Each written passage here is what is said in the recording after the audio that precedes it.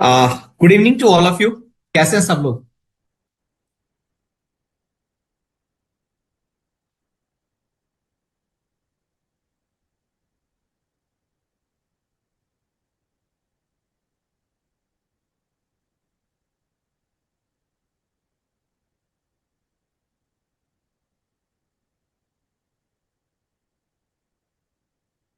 Good evening Prerna, Geeta, Mohammad Abdul, Viraj, Shailesh.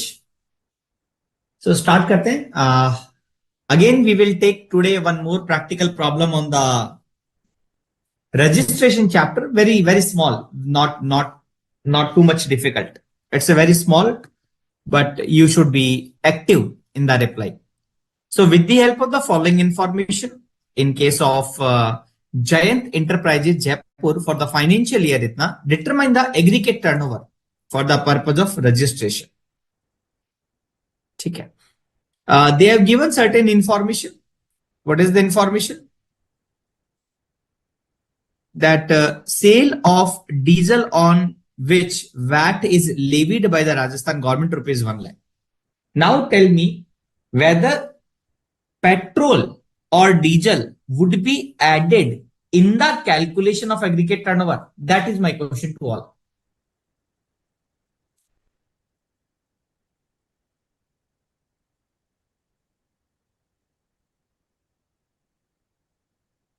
क्या मैं cell of diesel etcetera इसको मैं ऐड करूंगा अपने एग्रीगेट टर्नओवर की कैलकुलेशन में?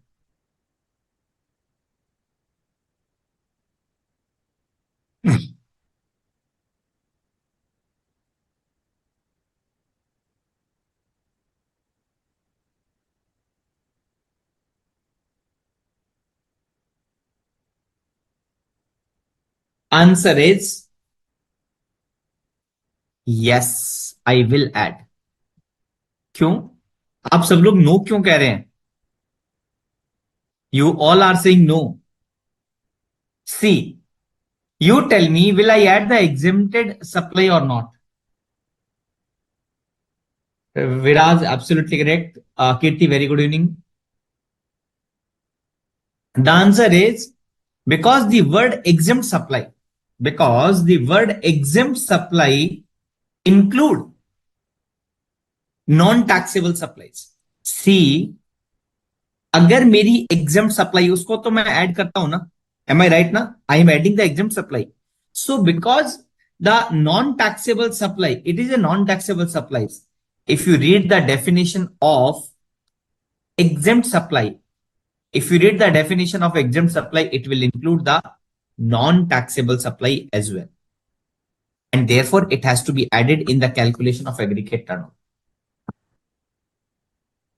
It has to be added in the calculation of aggregate turnover. Now, let me go to the second. Supply of the goods after completion of job work from the place of the giant enterprises directly by the principal by declaring the place of the giant enterprises as his additional place of business. Sir, we will talk about later stage section 143. But क्या मुझे आप एक चीज बता सकते हैं, registration के chapter में है, can you please tell me one thing, why they are saying that they have declared the additional place of the business. Giant enterprise is a job worker. Why they are saying that the they have declared the place of the business of the giant enterprises as an additional place of business? क्यों ऐसा कह रहे हैं वो लोग?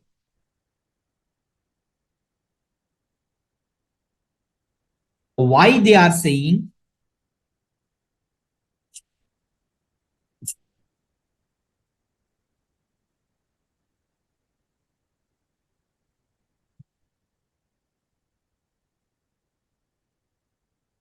Why they are saying so?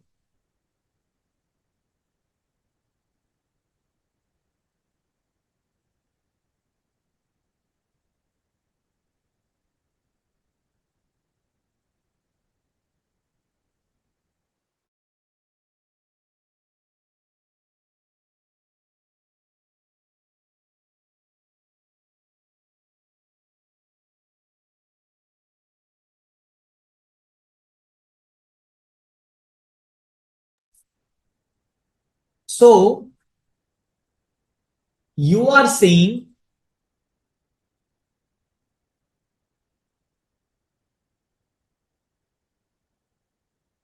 that otherwise GST would be payable.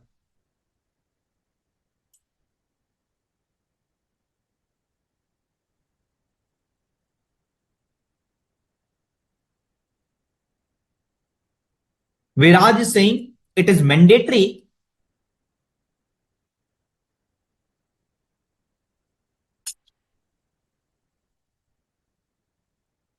It is mandatory to declare the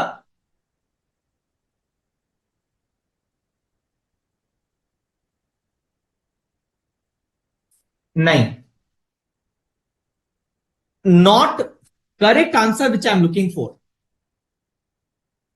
जो answer मुझे चाहिए ना, मुझे किसी से भी रिप्लाई नहीं मिला. The requirement of what is the requirement of this line? What is the requirement of this line?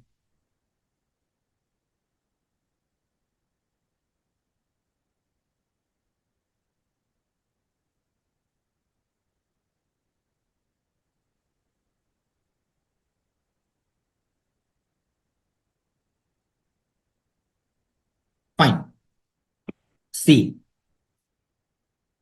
Principal and job worker. When you read the job worker related provision, we'll try to cover that part also. That principal can make the supply from the job worker place. The word important is from. अगर principal job worker के place से directly अगर customer को sell करना चाहता है, then he can do either job worker is registered और principal has added the additional place of business. State same है तो हैव यू अंडरस्टूड? ऐसा क्यों जरूरी है? क्या जॉब वर्कर का रजिस्ट्रेशन लेना जरूरी है? हर केस में जॉब वर्कर के प्लेस को एडिशनल प्लेस ऑफ बिजनेस में ऐड करना पड़ेगा? नहीं. ओनली इन टू सिनेरियो, या sorry only in one scenario, अगर प्रिंसिपल जॉब वर्कर के प्लेस से डायरेक्टली सप्लाई कर रहा है. If he is making the supply from the job worker place, then he can do so. If job worker is registered, or if he is unregistered, then he has to add the job worker place as an additional place of business. Clear? Now, next is export. Will we add the export?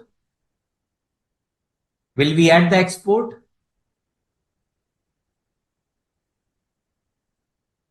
क्या मैं export को add करूंगा in the calculation of?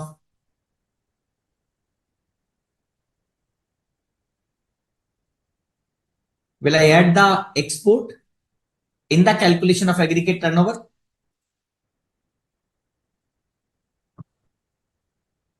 बहुत simple question पूछा मैंने आपसे.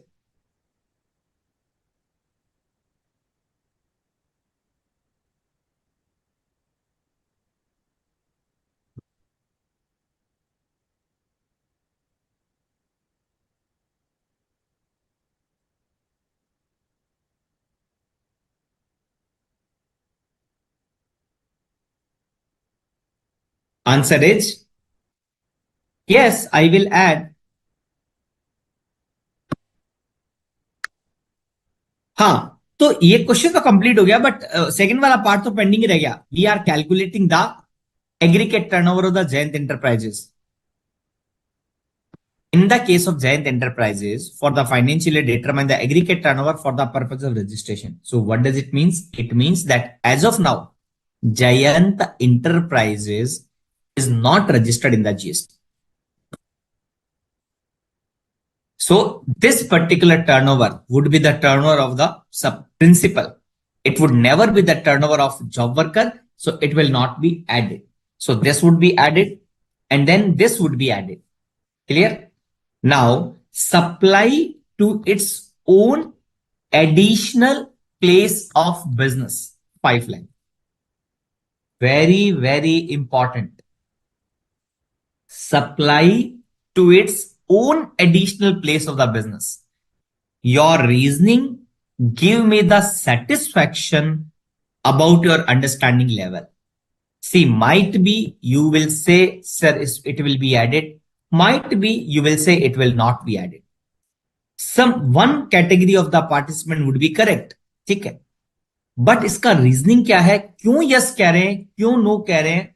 अगर आप इसको नो कह रहे हैं तो किस कैटेगरी में यस हो, और अगर आप इसको यस कह रहे हैं तो किस कैटेगरी में नो होगा. Give me the answer.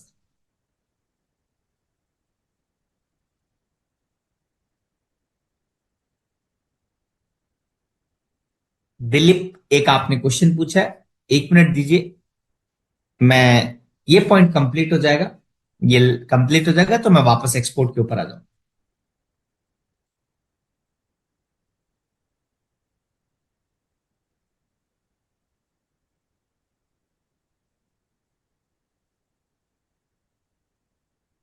कीर्ति, अगर जॉब वर्कर ऑलरेडी रजिस्टर्ड है तो मैंने आपको कहा था ना, सेक्शन 143 अलाउ करता है आपको,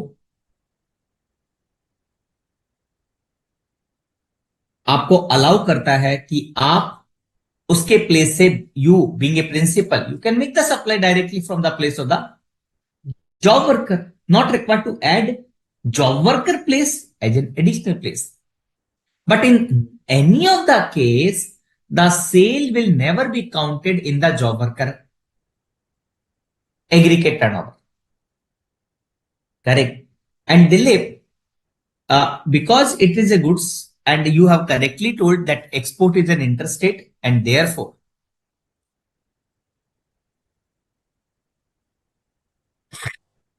it is mandatory. But if it is a service, then again it is an interstate. But we know that interstate supply the service can be made till 20 lakhs without registration.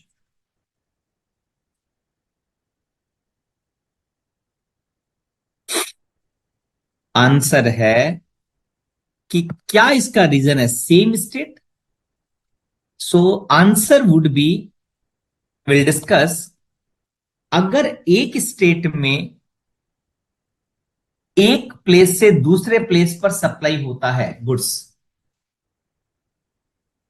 I am asking to all of you, if I have the two place of the business and I'm making the supply of the goods from one place to the another place. Now tell me when it is taxable and now tell me when it is not taxable. किस situation में मुझे GST charge करना पड़ेगा and किस situation में मुझे GST charge नहीं करना पड़ेगा. Please tell me. I have two place of the business, let's say I am in Delhi. ठीक है, I am from Delhi only. So Delhi में मेरा क्या है, let's say there is a one place called Laxmi Nagar. I have the one place of the business and let's say there is a one place of the business as Aerocity near airport. I am making the movement of the goods from one location to the another. तो मुझे आप बताइए कि किस case में ये जो same state के बीच में मैंने सप्लाई किया दो प्लेस ऑफ बिजनेस में, किस केस में टैक्सेबल होगा, किस केस में टैक्सेबल नहीं. Absolutely correct.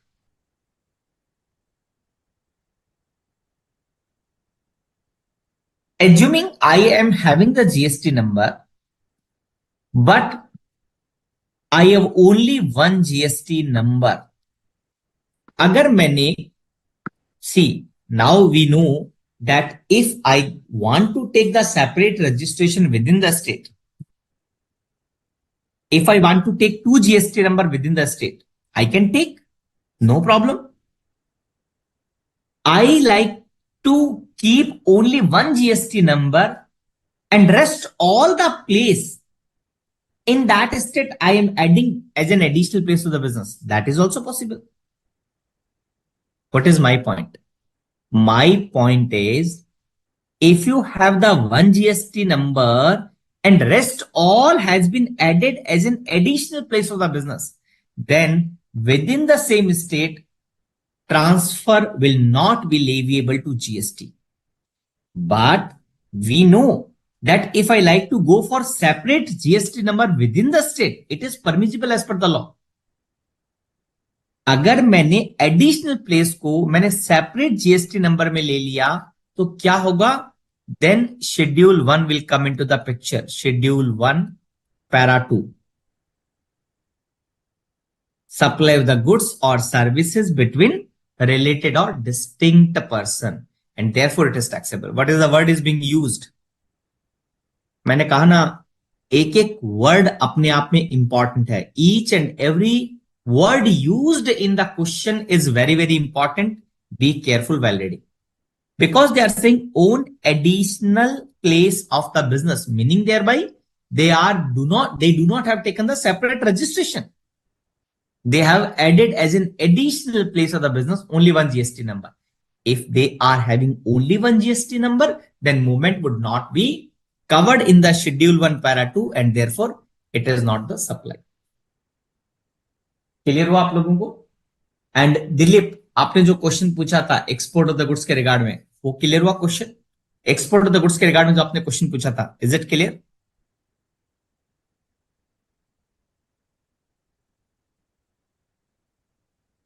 Not clear? Supply see, if you have the GST, two different GST number within the state, then if you have the two GST number within the state, it is called distinct person. Namrata,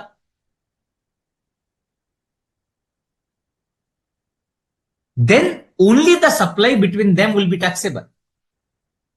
अगर मेरा एक GST number है within the state और business का place 2 है, इसके movement में क्या जीएसटी लगेगा? Answer is no. कब टैक्सेबल होता है movement? Only when it is a distinct person. And what is the definition of distinct person? One pen multiple GSTN.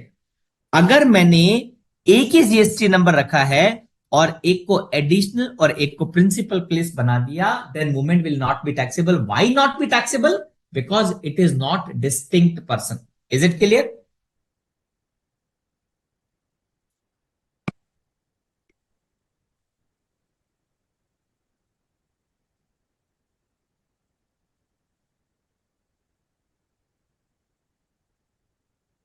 Next point, that outward supply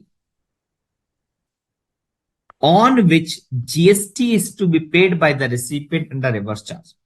Will the RCM supply will be added in the aggregate turnover or not?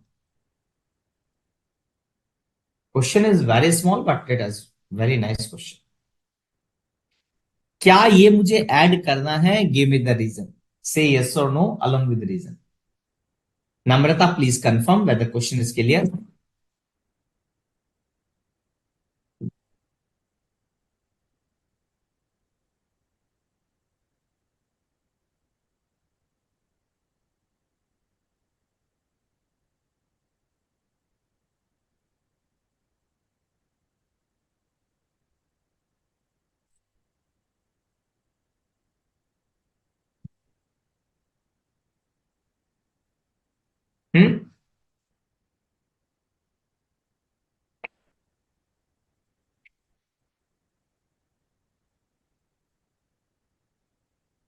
The answer is absolutely correct. Answer is yes. And why yes? Because it is, see, if you go to the definition of aggregate turnover section 2 clause 6, it says that RCM will not be added. Which RCM will not be added? Inward RCM will not be added. Let's take an example. Mr. A is a GTA and registered GTA, providing the, or unregistered GTA, doesn't matter, providing the service to the XYZ Limited. Then it is outward supply covered under RCM. If you are calculating the turnover of XYZ then this inward RCM will not be added. This is what definition says about. But if we are calculating from the supplier point of view, I do agree he will not require to pay the tax. GTA not required to pay the tax. Tax will be paid by the recipient. But it is an outward supply. It will be added in the aggregate turnover. It will be added in the aggregate turnover. Recipient के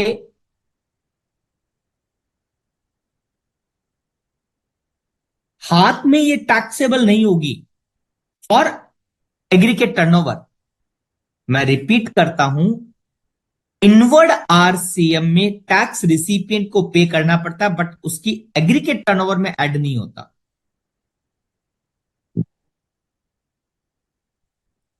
outward supply तो supplier की रहेगी, उसके aggregate turnover में add होगी, बस tax की liability shift हो गई from supply to the recipient. Absolutely all are correct. Correct ना.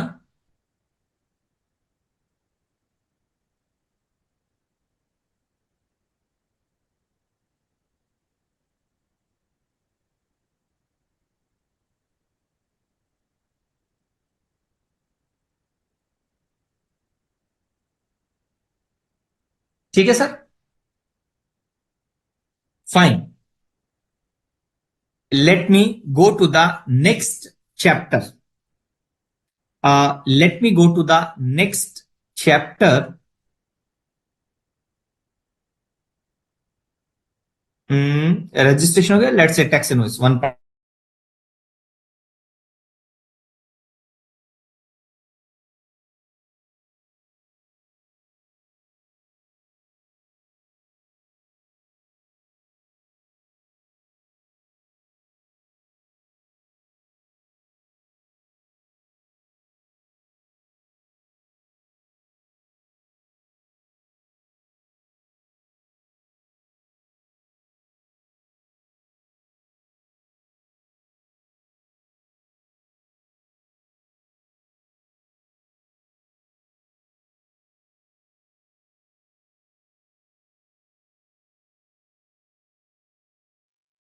सॉरी, कुछ थोड़ा सा नेट में कनेक्टिविटी, कुछ कनेक्टिविटी इश्यू आया.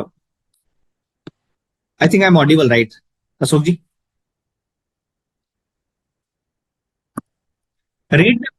ठीक है, read the question. Jai, a registered supplier, run the general store in Ludhiana. Some of the goods sold by him are exempted, whereas some are taxable. You are required to advise him on the following issues: whether Jay is required to issue the tax invoice in all cases, even if he is selling the goods to the end consumer. Jay sells some of the exempted as well as taxable goods valuing rupees 5,000 to a school student. Is it mandatory to require to issue the two separate invoice or two separate document? Jay wishes to know whether it is necessary to show the tax amount separately in the tax invoice issued to the customer. You are required to advise him. बहुत simple question है. Will do one two question from the tax invoice. तो मुझे आप बताइए, basically they are asking taxable supply as well as exempt supply, which document are required to be issued, when it can be merged and single document can be issued. That is the main question to all of you.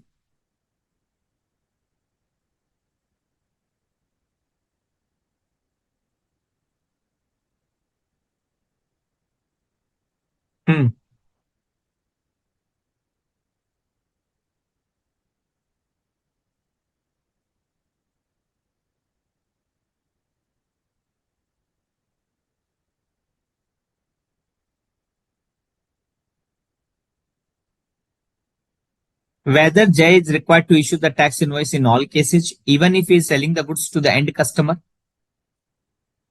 क्या उसे tax invoice हमेशा बनाना है?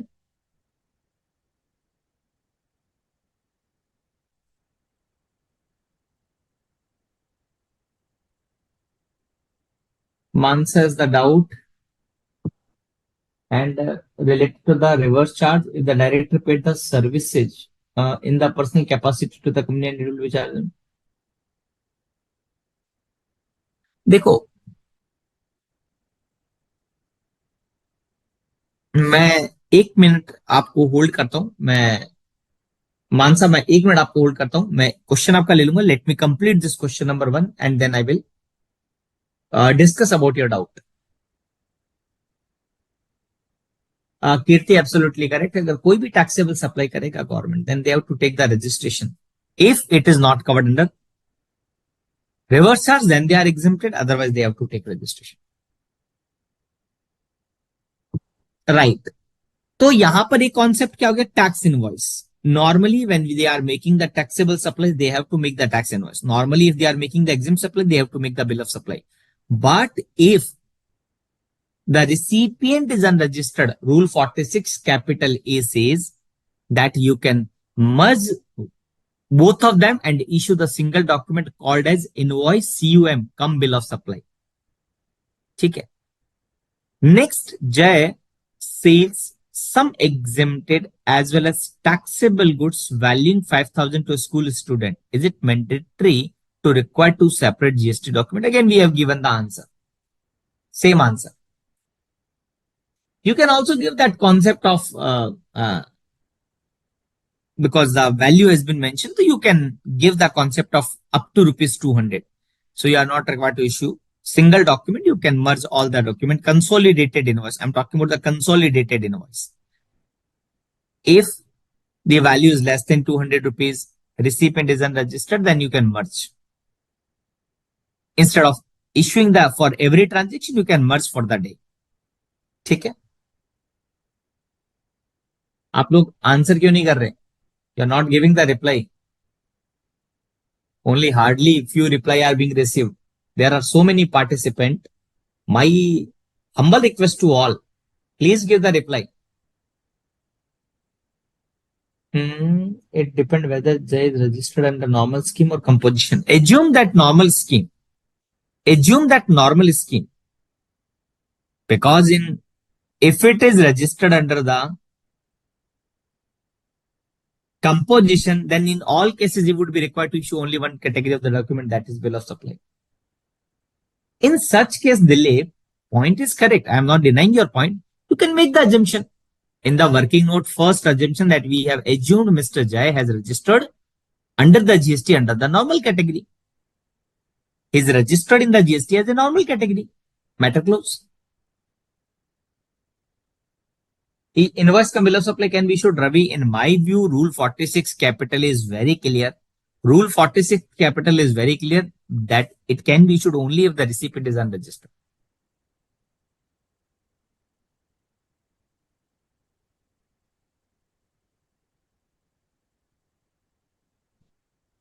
Concept of merging the document. See, if I am making the taxable supply, then I will issue the tax invoice.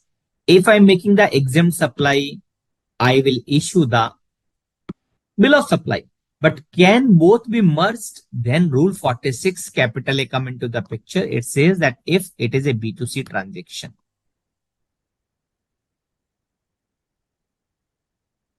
Mansa, that is being given in the section itself.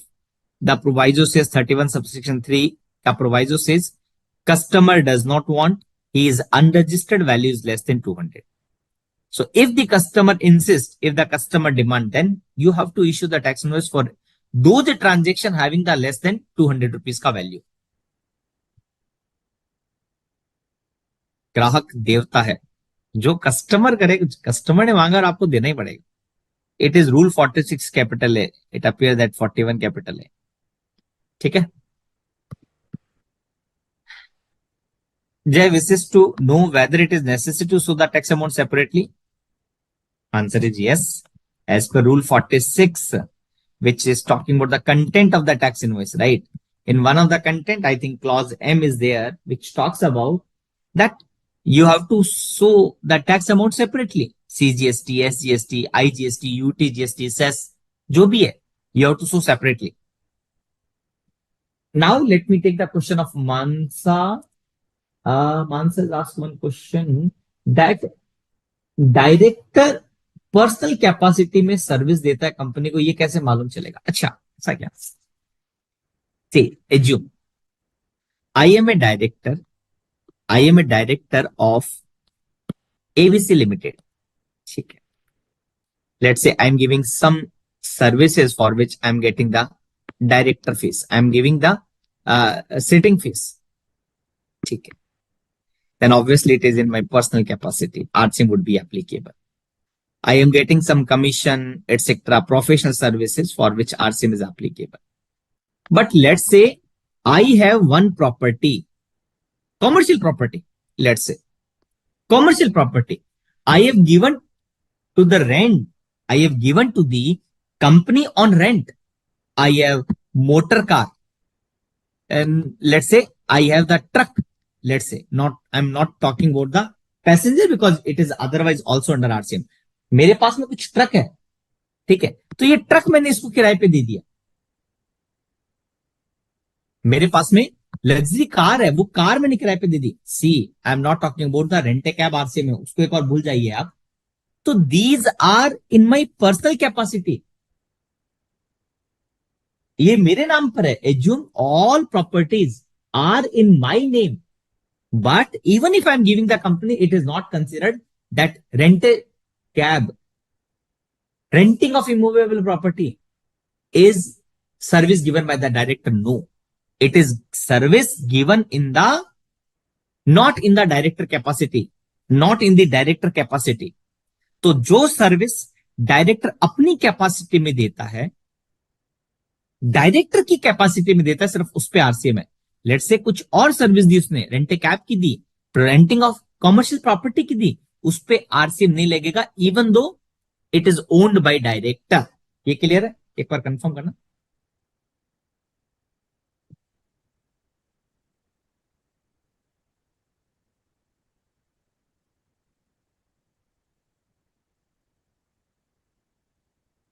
Delhi individual value count करनी है, consolidated value count नहीं करनी. 200 rupees का जो है ना, वो individual transaction value check करनी है. कंसोलिडेट करोगे तो ऑब्वियसली वो 200 के ऊपर तो जाएगा ही जाएगा. .1 नॉट क्लियर. ओके, एक बार नम्रता मैं करता हूं डिस्कशन आपके साथ. पहले क्वेश्चन पूछा था मानसा ने, बेटा क्लियर है? Is it clear?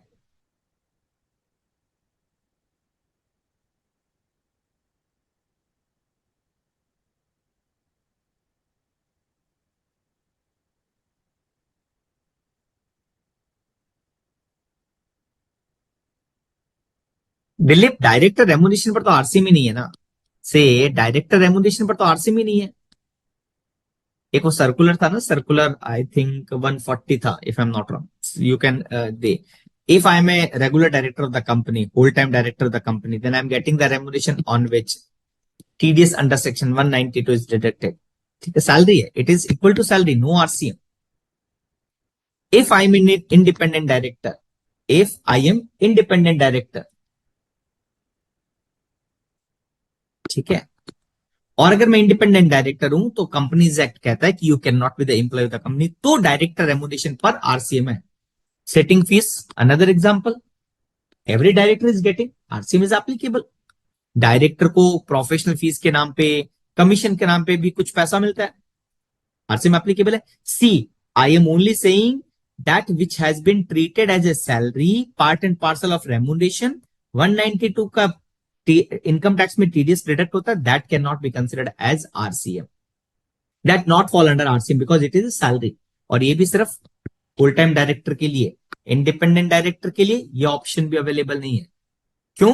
अगर इंडिपेंडेंट डायरेक्टर हूं तो मुझे अगर डायरेक्टर रेमुनेशन के नाम पर भी कुछ दिया जाएगा, then also it will fall under RCM. ठीक है. अब नम्रता, नम्रता ने एक पॉइंट पूछा है मेरे को. नम्रता पहले कह रही है पॉइंट नंबर 1 क्लियर नहीं है. क्या है पॉइंट नंबर 1? ये कह रहा है कि वेदर जज is required to issue the tax invoice in all cases even if he is selling the goods to the end consumer. तो now you have to explain the concept of, first you will explain the concept of tax invoice. If supplier is making the taxable supplies, he has to issue the tax invoice. You will again explain the concept of bill of supply, wherein if the supply is exempted, then he will issue the bill of supply. Then you will explain the concept of less than 200, that if the value is less than 200, then consolidation option is available. And last is rule 46 capital A, which says that if you have made the supply taxable as well as exempted, you can merge and issue the single document named as invoice cum bill of supply. Is it clear? Confirm करना नम्रता। कीर्ति, आपके question पर आता हूं मैं। I come to your question. Munish, as professional fees will be taxable under 190, has no RCM. RAM as professional fees. REM का मतलब क्या हुआ? रिम्बर्समेंट? मैं समझा नहीं। मुनीश, एक बार मुझे बताना, आरसीएम कह रहे क्या?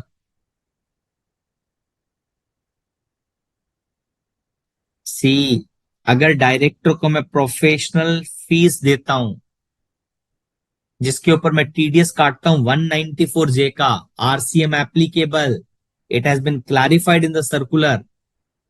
सी, they have given some example. अगर मैं डायरेक्टर हूं, मैं कंपनी को प्रोफेशनल फीस देता, प्रोफेशनल सर्विस देता हूं, for which I am getting the professional fees, RCM would be applicable. It is only excluded 192, salary सिर्फ एक्सक्लूड है, ध्यान रखना। बट अगर आप ये कह रहे हो रेमुनरेशन दे रहा हूं एंड टैक्सेबल, मैं मुनीश, रेगुलर क्लास तो नहीं है हमारी, but I can only say you are requested to read the respective circular, you will get the more clarity. मैं क्विकली आप लोगों को कंफ्यूज नहीं करना चाहता, मैं क्विकली वापस चार्ट बना देता हूं। मैं यहां पर डायरेक्टर की बात कर रहा हूं, और ये डायरेक्टर कौन है? ये डायरेक्टर रेगुलर डायरेक्टर है, इज ए रेगुलर डायरेक्टर। ठीक है, लेट्स से he is giving the, he is getting the director remuneration on which TDS is deducted under 192, no RCM. ठीक है, he is getting some professional fees or commission, etc., on which some TDS is being deducted. It is given in the personal capacity of the in the own capacity of the director. RCM would be applicable in my view, like sitting fees, like commission, like professional fees. If let's say he has a commercial property given, renting of commercial property given to the company, then it is not in the capacity of the director, so it will be taxable. It will not be taxable under RCM. This is my view. Now, if I'm saying director remuneration, now I'm talking about the director remuneration. ठीक है, director remuneration to the regular director. Remuneration regular director, no RCM. But if the director remuneration has been given to the independent director, RCM. Why RCM?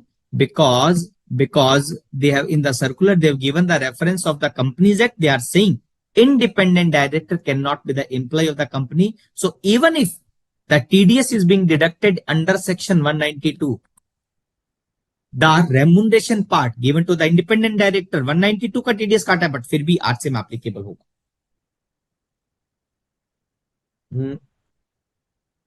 ठीक है, Munish, I hope कुछ clarity मिला होगा आपको probably. ठीक है, let me take the last question of Kirti, then will move to the next chapter. Kirti ने कहा कि government which take registration for making taxable supplies. अच्छा, गवर्नमेंट अगर टैक्सेबल सप्लाई करती है, government, if the government is making the taxable supplies, then it has to pay the tax on services received which have taken registration for them. It has to pay tax on services received by it which are covered under RCM, including security GT. हाँ sir, see, If they are making the taxable supplies and they have taken the registration under regular category, correct? Then they have to pay the tax under reverse charge also, if applicable, जो भी category है, ठीक है? हाँ, if government is registered only for the purpose of TDS, only for the purpose of TDS, then we know, we have discussed in the last class, then GTA and security service, they are not required to pay the tax. But point is, they have registered only for the purpose of TDS under section 51. Absolutely correct, sir. हाँ, अरे मानसा अच्छा पूछा. Statutory update class के बारे में बात कर लेता हूँ. स्टैचुरी अपडेट क्लास के बारे में बात कर लेता हूँ. Statutory update class will be held in the first week of Feb. Last मेरी जो एक मैंने क्लास कैंसिल की थी because of some delay in the flight, तो उसके कारण क्या हुआ, मेरी एक क्लास कैंसिल हो गई. ठीक है, तो now the next slot which is available, see there are two option. Every student I am talking about, there are two option कि आई मैं रिकॉर्ड करके अपलोड कर दूं. ठीक है, बट स्टैचुरी अपडेट में रिकॉर्डिंग करके अपलोड करूंगा ना, इतना मजा नहीं आएगा. बहुत इंपॉर्टेंट क्लास है. So I thought to take the live. Next slot will be available in the first week of next month. मैं नेक्स्ट मंथ में सैटरडे या संडे जो भी स्लॉट अवेलेबल होगा, I will give the class. ठीक है, is it clear to all? Mansa अच्छा हुआ आपने पूछ लिया, मैं तो भूल ही गया था ना. चल बेटा, चले आगे नेक्स्ट चैप्टर की तरफ चलते हैं. कौन सा नेक्स्ट चैप्टर देख लेते हैं एक बार. Accounts and records and e way bill. ठीक है, इसका कौन सा क्वेश्चन मैंने लिखा है? इसका सिंपल क्वेश्चन मैंने लिखा है 5 नंबर.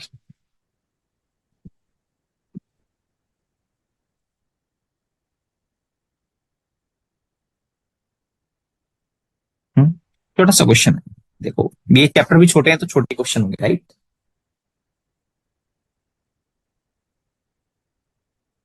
हाँ, आराम से डाउट पूछने.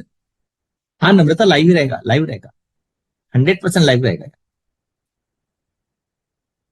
मुझे भी अच्छा नहीं लगता कि मैं रिकॉर्डिंग क्लास लूं, इसीलिए. और वो भी अपनी एक इंपॉर्टेंट क्लास थी, so that has to be taken on the live. तो आप जैसे डाउट पूछ रहे हैं ना, तो देर इज एन ऑप्शन कि आप डाउट पूछ सकते हो. Now next question, correct? एक सेकेंड, क्लियर है ना?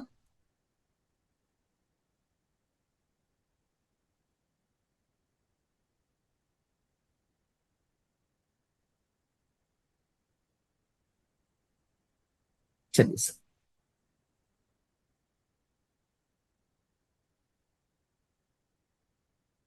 दे are saying Sindhi toy manufacturer registered in Punjab sold electronic toys to a retail seller in Gujarat.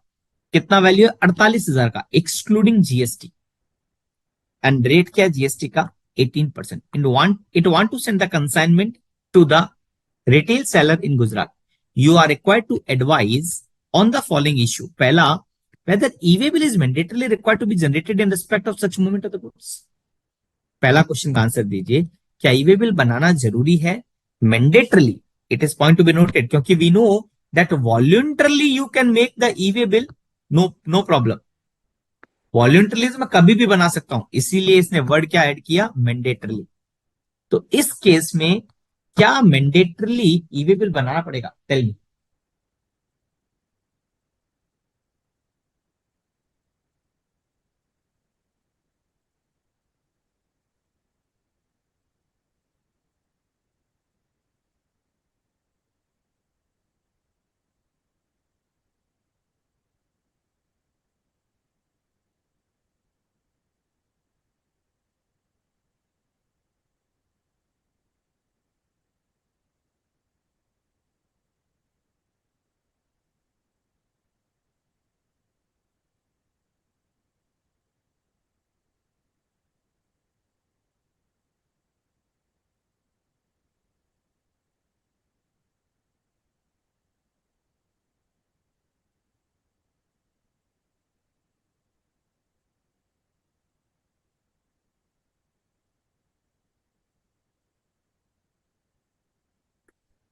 O my God.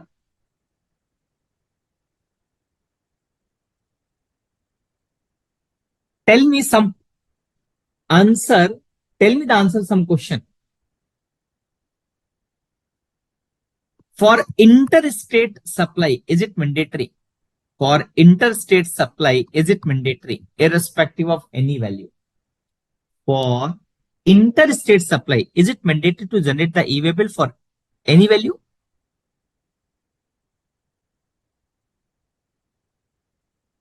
मैं इंटरस्टेट सप्लाई कर रहा हूं, क्या मुझे ई-वे बिल किसी भी वैल्यू पर बनाना पड़ेगा? Is it so?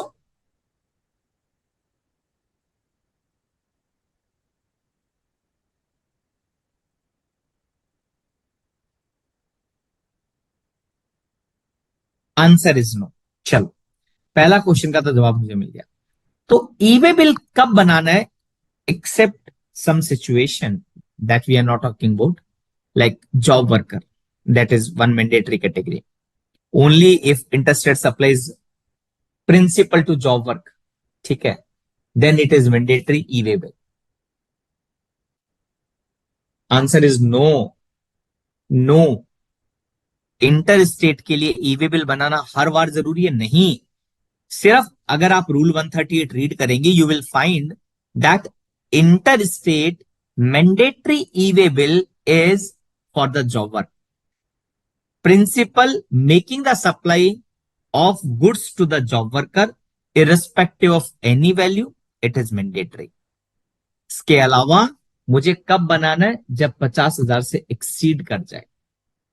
Now this 50,000 is including of GST और excluding GST. This 50,000 is inclusive of taxes और एक्सक्लूसिव ऑफ टैक्सेस. हाँ, तो एक बात तो क्लियर हो गई. अगर मेरा वैल्यू 50,000 से ज्यादा है, if my value is more than 50,000, I need to generate the e-way bill. Now in the value of the 50,000, whether tax would be included or excluded?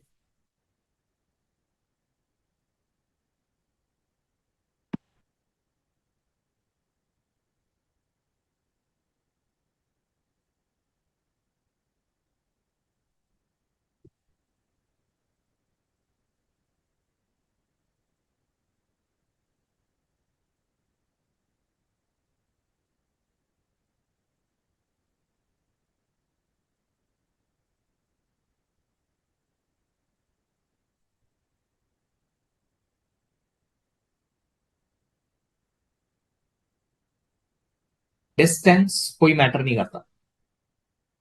Distance कोई मैटर नहीं करता, except few two cases.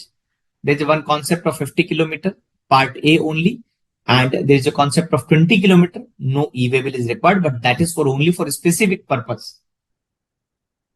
The answer is tax is included in the value. Correct. So 48,000 plus 18%. If you will apply 48,000 plus 18%, कितना value आएगा?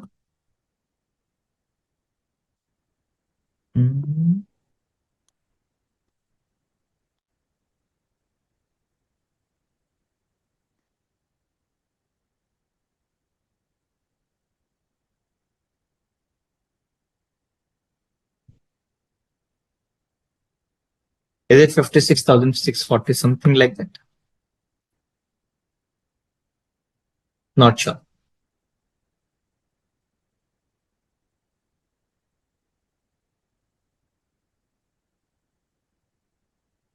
You can confirm. So I can say this value, if it is coming this value, because it is more than 50,000, e-way bill is required to be generated. Clear to all? Coming to the next part. If yes, who is required to generate the e-way bill? So e-way bill can be generated by the supplier or even by the recipient. Who is causing the movement of the goods? Who is causing the movement of the goods? That has to be, well, e-way bill has to be generated by that person. Correct? E-way bill में दो part होता है, part A and part B. So I can say the part A has to be furnished, the person who is causing the movement, value exceeding 50, and part B is to be furnished by the person who is transporting the goods. So normally transporter update करते हैं, but it can be updated by any party. So it's a theoretical, you have to explain who is responsible to generate the e-way bill. You have to give the concept of if the goods are exported, if the goods are transported in own conveyance, ठीक है, then it is required to generate the e-way bill. Clear? And you can also explain the one important concept. Do you have any idea that in e-way bill provision, one provision is not yet effective? Rule 138, sub rule 7, you have to mention in this case. ये क्या कहता है कि अगर आपकी consignment value in totality, say, assume that you have given the goods of 1000 to transporter. Another person has come to the transporter, he has also given 1000, because whether e-way bill would be applicable on 1000? Answer is no, e-way bill is not applicable. Now assume that the total 51 customer has reached to the GTA and they have given 1000 rupees ka goods. In totality, it exceeds 50,000, then it is the responsibility of the transporter to generate the e-way bill. It is the responsibility of the transporter to generate the e-way bill, and that provision is not yet effective. That is not yet effective. Kirti, intra-state के लिए, see whether same limit of 50,000 would be applicable to intrastate. Answer is not mandate, not sure. Why not sure? Because in the e-way bill topic, you can refer rule 138, sub rule 14, clause D. You are requested to refer read rule 138, sub rule 14, clause D. क्या कहता है ये? It says that state can fix their own limit. मतलब state अगर relaxation देना चाहे किसी भी रीजन में, किसी भी एरिया में, वो दे सकता है. He may say that there is no requirement of e-way bill for the rupees 1 lakh. Possible. Might be like Rajasthan has given the exemption for the district movement. Possible. Because this rule 138.14 clause D empower the state for intra-state, they can fix their own limit.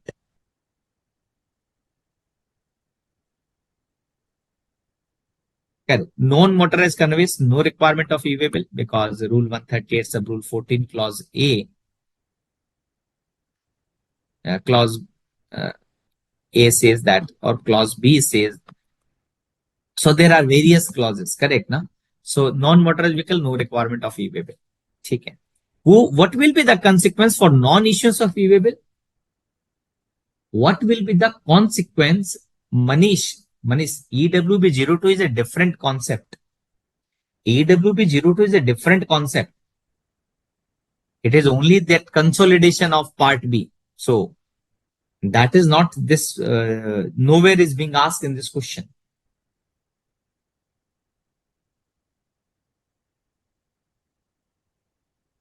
ठीक है ना? आपको ना तो rule का number लिखना है, सब रूल का नंबर लिखना, आपको कॉन्सेप्ट याद है, मोर देन सफिशिएंट है. मोर देन सफिशिएंट है. Neither notification nor circular nor section, nothing, कुछ भी मत लिखो, क्योंकि अगर गलत हो गया तो better not to write. If you are sure, 100% sure, then you can mention. Otherwise, you should ignore. If the concept is clear, I think it is more than sufficient. They need the correct answer. That's it. किस किस का याद करोगे आप? Companies act का याद करोगे, GST का याद करोगे, इनकम टैक्स का याद करोगे, किस किस का याद करोगे? Not possible. So better not to remember the section, spend the time on the remembering the section clauses, etc. Only spend the time only to the remember the concept. What will be the consequence if e-way bill is not issued? Penalty का question आ गया.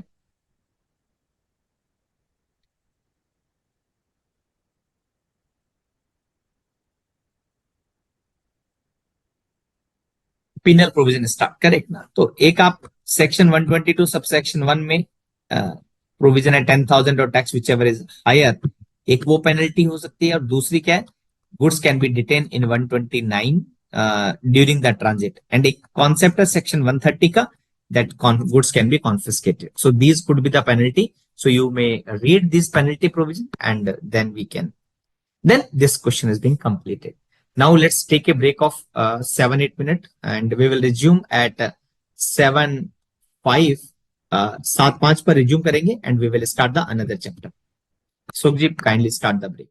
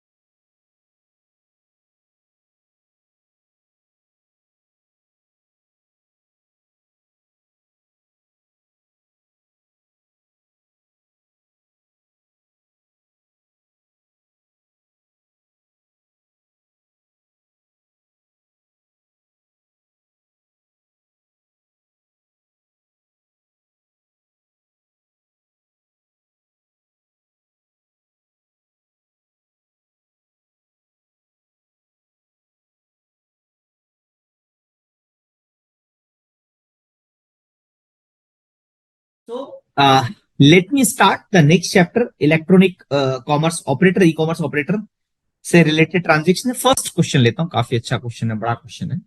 So are you there? All are you?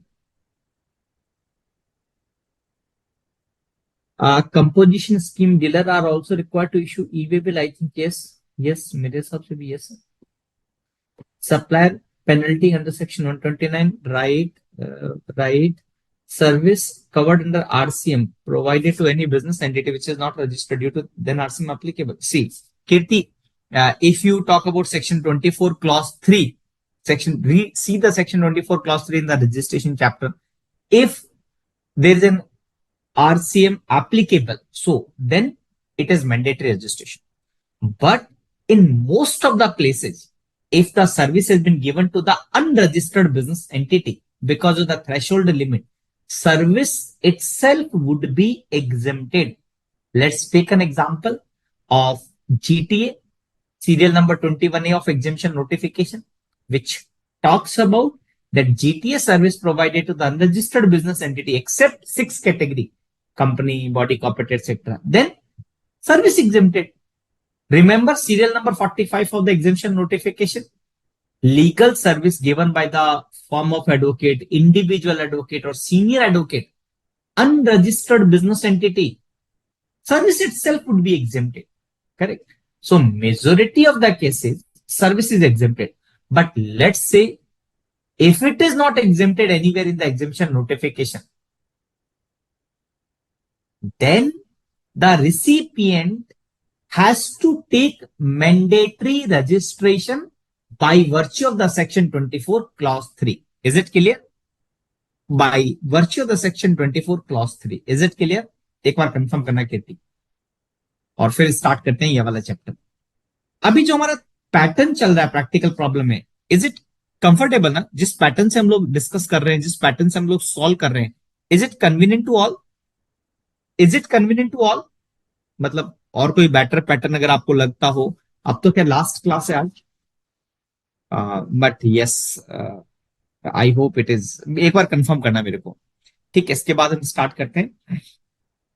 And again let me repeat, the statutory update class will be held in the first week of Feb. ठीक है.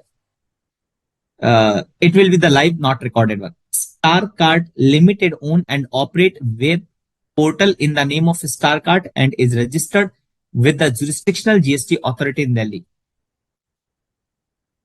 ठीक है. क्या नाम से इसके पास पोर्टल? स्टार कार्ड के नाम से. And is registered as an e-commerce operator and liable to collect the TCS under section 52. Can anybody tell me what is the rate of TCS? What is the rate of TCS?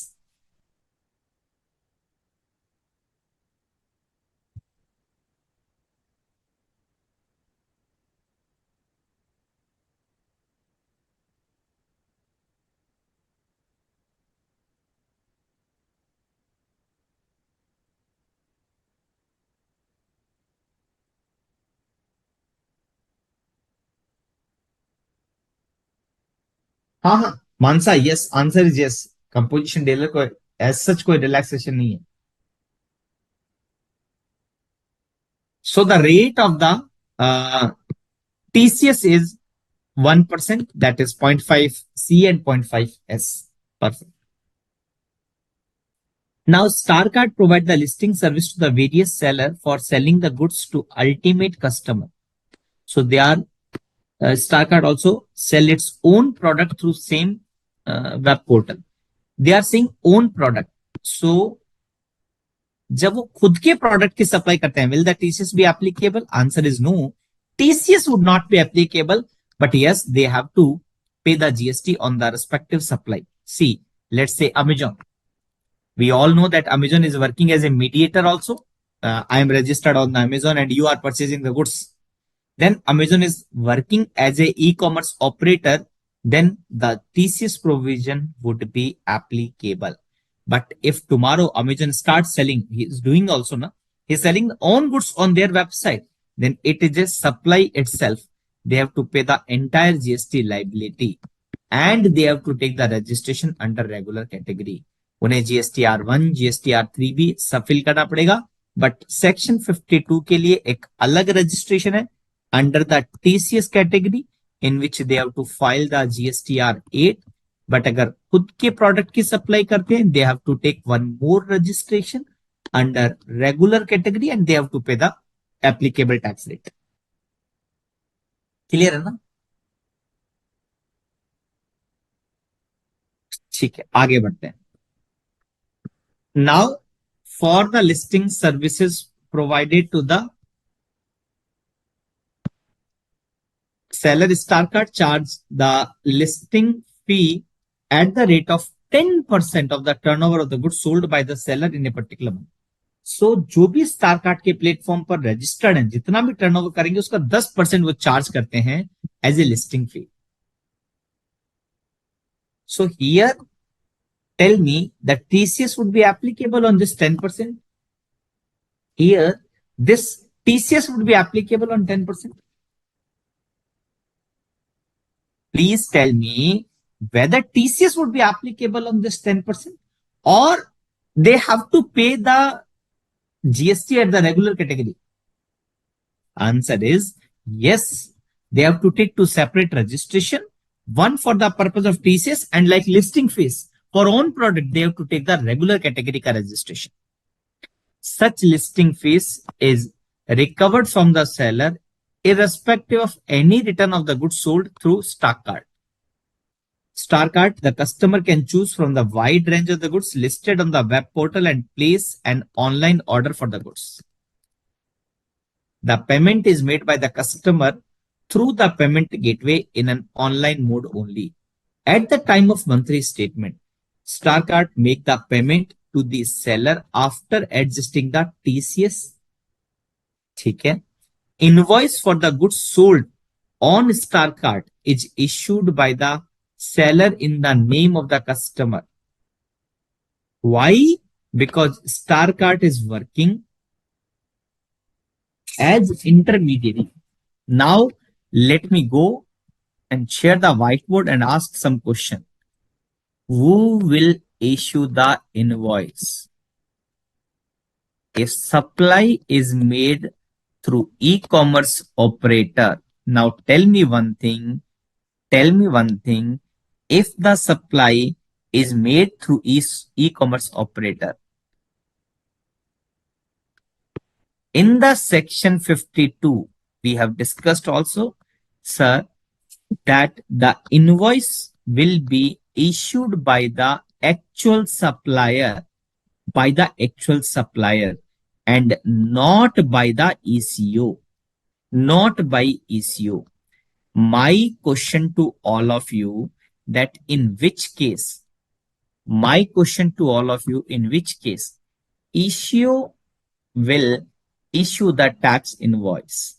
किस case में tax invoice जो करेंगे वो invoice कौन issue करेगा? ECO issue करेगा. किस case में ECO टैक्स इनवॉइस इश्यू करेगा? Please tell me.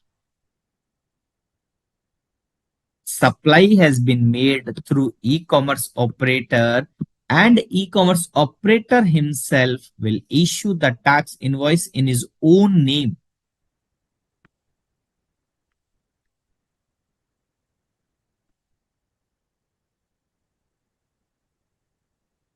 No.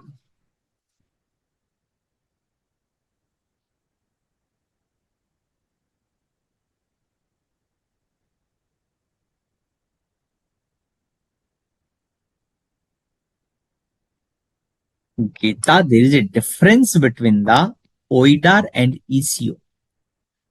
OIDAR and ECO is not same. It is different concept. For charges recovered by ECO. So that is okay, but that is not the through ECO. That is the service provided by ECO. Na? That is the service provided by ECO. That is not the through ECO. I am saying that services provided through ECO. Say there is a supplier A, there is an ECO, there is a customer C. Service has been given by A to C through this ECO. In which case, ECO will issue the tax invoice in his own name.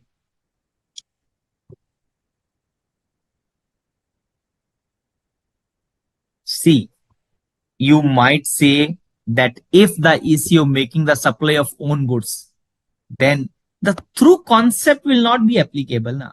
I am saying actual supply is someone else. I am saying actual supply is someone else. So it will not include ECO ka own charges. No. It will not include ECO ke own goods or services. No. I am saying actual supplier is someone else. ECO is mediator only because I am saying the word through services has been rendered through ECO. अभी तक एक भी participant ने मुझे right answer नहीं दिया. Thank you so much Prerna. Great. What is the answer? मेरे को एक पार्टिसिपेंट प्रेरणा ने आंसर दे दिया and Ashish. Yes, Ashish has also given the right answer. Ashish Rajwani. ECO is registered, not correct. Acting as marketplace, then actual supplier will issue and ECO selling on goods, not correct. See, correct है but मेरे question का answer नहीं है. ठीक है. Dilip has given the right answer. And supplier is from outside India, no, not correct. When ECO take, nahi. Supplier is unregistered, making the supply through ECO, no. When ECO take registry, no. Yes, Kirti. I am talking about 9 subsection 5. See, hotel, restaurant, ठीक है, providing the service through Zomato to Mr. C. Obviously, the service has been rendered by this hotel. Service has been rendered by the restaurant, cab. But the invoice will be issued by the Zomato. Why? Because it is covered in the section 9.5.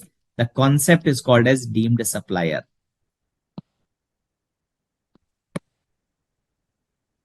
ठीक है, चलिए sir वापस आते हैं. Then invoice for the goods sold is issued by the seller in the name of the customer. Yes, we know. And the tax is charged on the basis of the location of seller and location of customer. Obviously, whether it will be CGST, SGST or IGST, it will be depend upon the LOS and POS. The goods are shipped directly by the seller to the customer and there is no responsibility of shipping the goods on this e-commerce operator. In case the return of the goods by the customer, the shipping is arranged by the Star Card. It charges a fees equivalent to 20% of the value of the goods returned as a cancellation charges and refund the balance amount to the customer. Okay.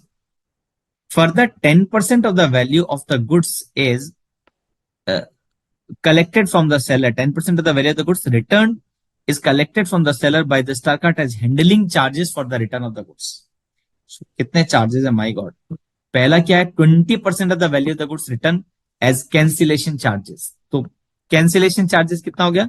20%. उसके बाद में handling charges कितना हो गया? 10%. In the month of January, Pulkit, the resident of Rajasthan, purchased the following goods from Star Cart. So they've used the word goods. It means 9.5 cannot be applicable. 9.5 cannot be applicable because 9.5 is only for the services. Laptop having the value of the 50,000 and a printer having the value of the 10,000. Both the products are sold by the Infocom Limited, a seller listed at StarCart and registered under GST in the state of Gujarat, in the state of Uttar Pradesh. See what they are saying.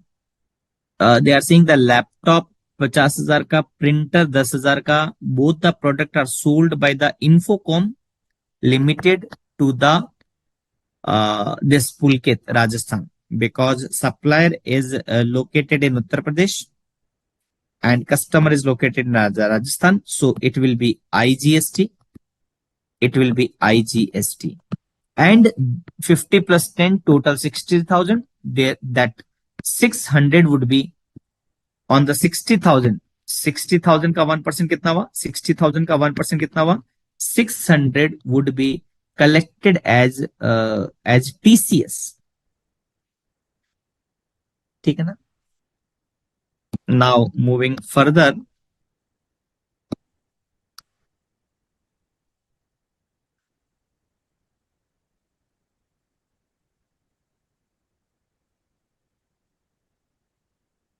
mobile phone having the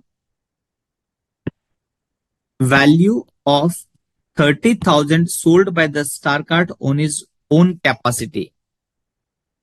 TCS कितना हुआ इसका? 1% 3. Is it correct? Any counter question? Is it correct? Is it correct or any question? Is it correct or any question? The TCS 1% is 300 rupees. Any question? Or is it correct? Confirm.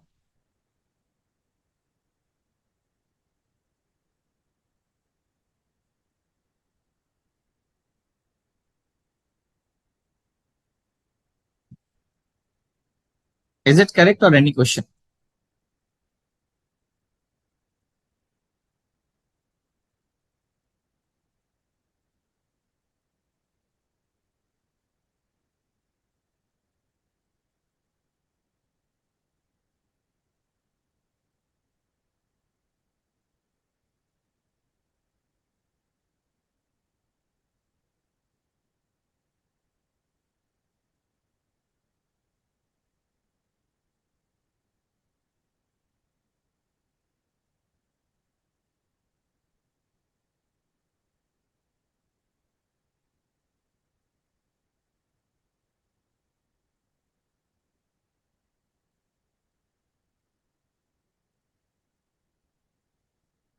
Yes.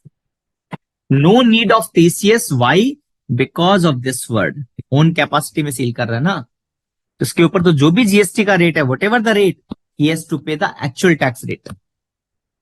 ठीक है. CCTV camera having the value of 1 lakh rupees sold by the secure word listed on the star card and registered under GST in Gujarat. Again, I can say that TCS would be applicable because here supplier is secure word and who is listed on the star card. So the TCS would be applicable. Again, it is IGST. So I can say the 1% 1,000 rupees would be the TCS. Correct. 1,000 rupees would be the TCS. All the amount given above are exclusive of the GST. ठीक है. The opening balance of the ITC for the relevant tax period for star card, info and secure word is nil. There is no other inward or outward supply for star card, Infocom and secure word in January apart from the aforementioned transaction. ठीक है. कोई भी opening balance नहीं था और कोई further sale नहीं थी. Subject to the information given above, assume that all other condition of ITC has been fulfilled. ठीक है. GST is applicable on all inward and outward supply at the following rate: 9%, 9%, total 18%. Compute the tax liability, including TCS of the star card and net GST payable in cash after set off by Infocom and secure word. Oh my God. So हमें क्या करना है? We need to calculate the tax liability including TCS of three parties. So this would be a very interesting question. Let me open one Excel sheet so that then we can start the discussion.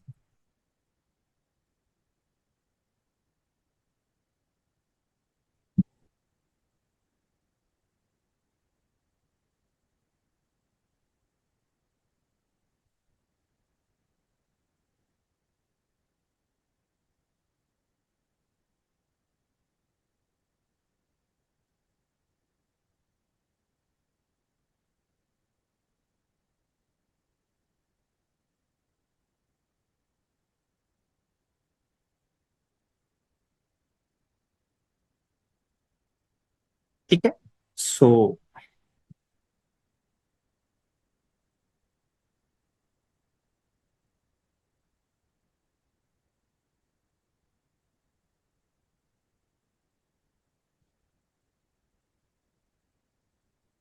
I hope now the screen and particular this question would both would be applicable at the same time whenever I will switch. So first, laptop. So one is star card. Star. ठीक है. TCS on sale of computer and printer.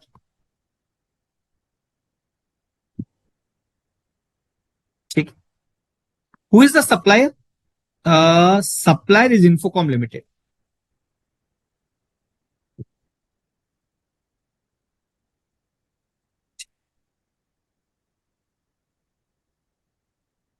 ठीक है. So what is the value of the computer? Sale of computer and printer.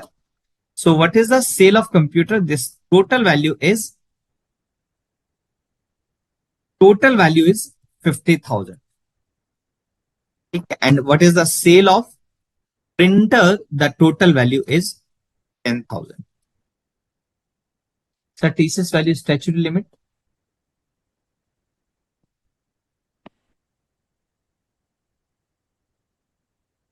Statutory limit means आप मुझे बताइए what is the statutory limit for the TCS?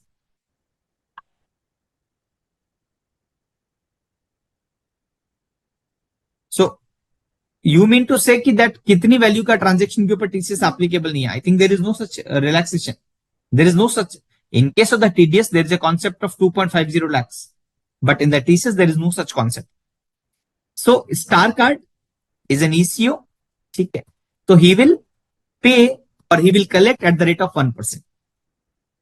But Infocom क्या करेगा? He has to pay the GST at the rate of whatever it is applicable.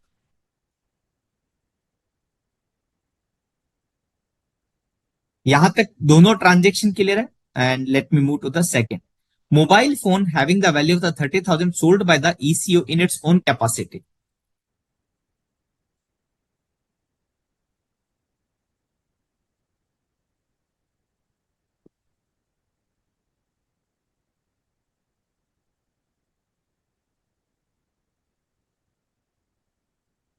$30,000 and tax rate अब हमें मालूम ही है. यहां पर हम डिस्कस कर चुके हैं that it will be the. ठीक है. सो हाँ हाँ, टीडीएस में 250 था, टीसीएस में कुछ भी नहीं है.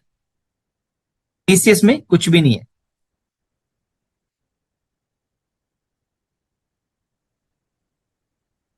Now the next is CCTV camera having the value of the 1 lakh sold by the secure word. Now I can say secure word. Sale of CCTV camera. ठीक है. Value is 1 lakh. And what is the tax rate? That is 18%. Na? So will the TCS be applicable? Answer would be yes, applicable. Now, is there any information about the goods का return etc? कुछ भी नहीं है. So why they have given that? So I can say there is no information about this particular sales return. So the concept of cancellation charges, concept of this particular handling charges will not come because there is no return of the goods. If it could be there, then we have to consider accordingly. Okay. So now, what is that? Then what is the listing fees? Listing fees is the 10% of the turnover. So the listing fees would be invoice would be raised by the ECU as a regular category. Listing fees on Infocom Limited and on Secure World Limited, जो भी है. So what is the total value? 50 plus 10, 60,000 और इसका कितना charge करेगा? 10%.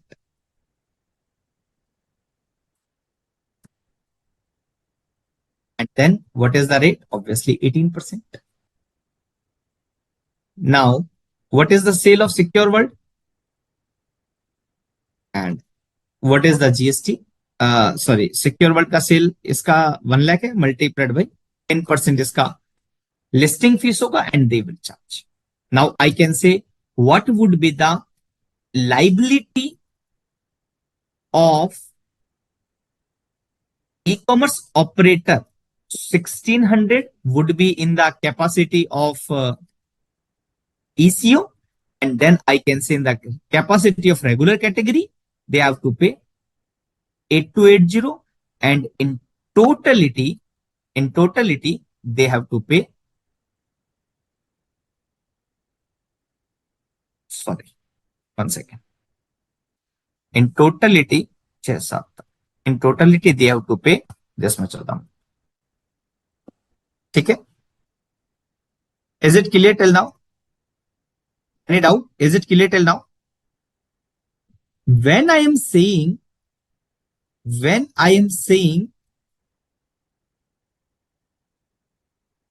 the cash liability, is there any ITC? Is there any ITC gross tax liability? So I can say ITC opening balance. Opening balance was nil, na? Opening balance was nil. Then ITC for listing fees. There would be the ITC, right?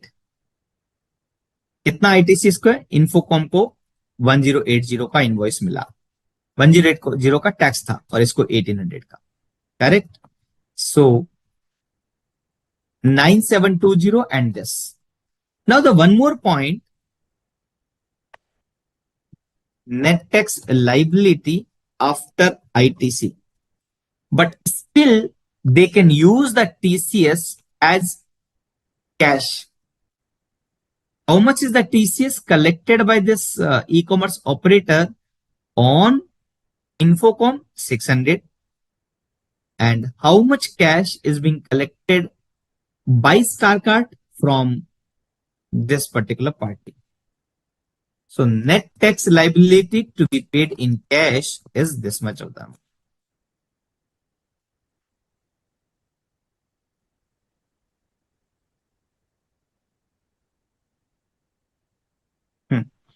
बताएं, kindly tell me.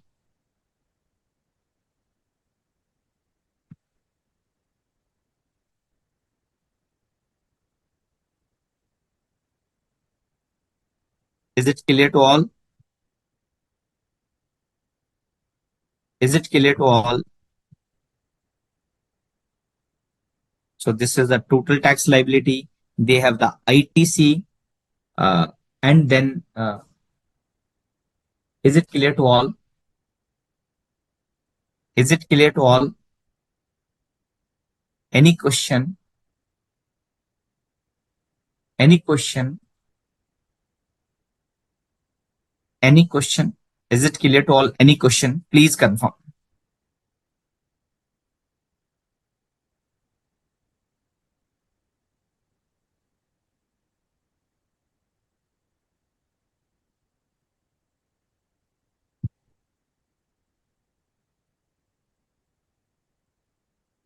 हाँ हाँ, star card का तो पूरा liability cash में होगा, right right right.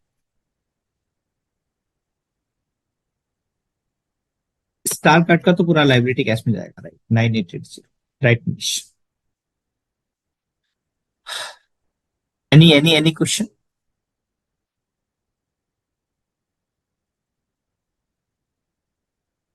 TCS is included in the tax liability.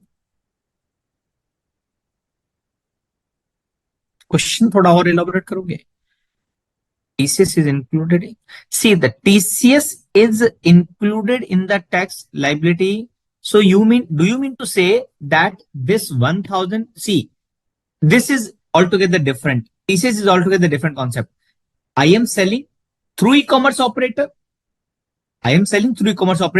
Then on the taxable value, they will collect TCS. Your answer would be, answer to your question would be yes, it is included. सो इस 1 लाख में से ही वो 1% वापस लेगा. Make sense? Does it make sense?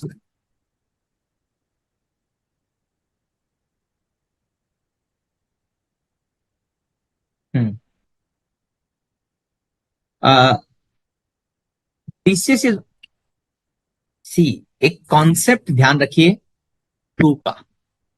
Please remember the concept of true. TCS is applicable when ECO is working as intermediary. You are the supplier, someone is the customer, I am a TCO. I am collecting from you and making the supply.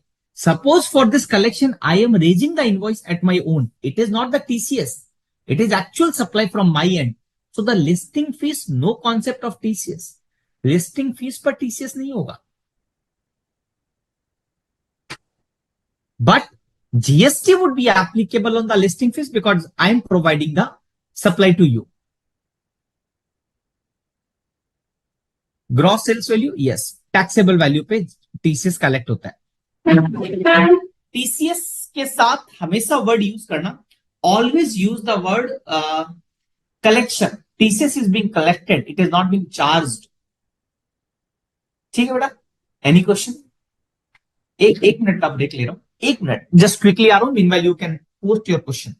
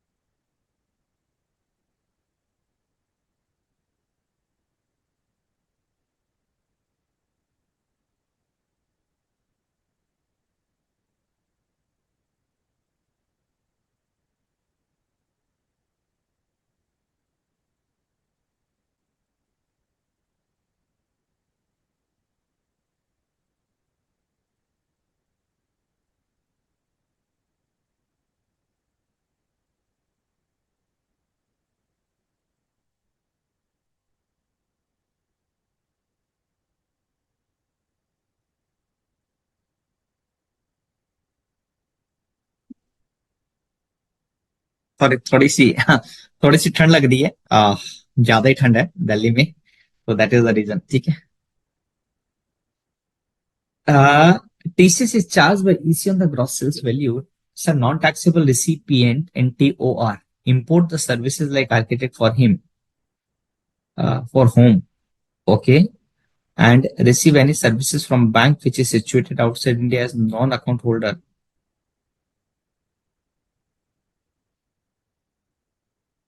NTOR तो वैसे भी Kirti, non taxable online recipient is falling under section 24.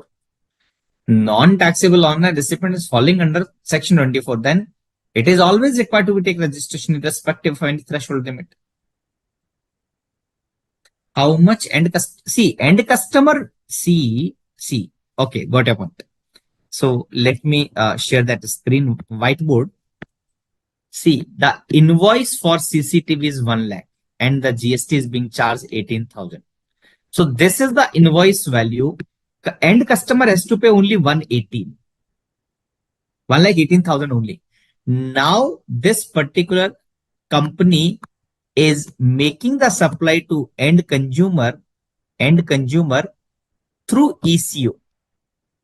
See, now it is possible that company may hide 1,18,000 ka transaction. Therefore, the concept of TCS was introduced. See, suppose company ये invoice issue नहीं करता या कुछ भी नहीं दिखाता तो क्या होगा? इट इज पॉसिबल ना. So to avoid this transaction only one amount is being taken from company only and that is being remitted back. ये ईसीओ क्या करता है? 1% he is keeping 1,000 depositing in the GSTR rate and which he can take the benefit of 1,000. That's it. मैंने आपसे amount रखा, एक return fill किया, आपका नाम डिस्क्लोज किया और पैसा आप वापस ले लो. आप अपने रिटर्न में क्लेम कर सकते हो. What is the benefit of the TCS? Government को ये मालूम चल गया कि Namrata has made the supply of ₹1 lakh through my platform. through my GSTR 8, and you will also make the supply.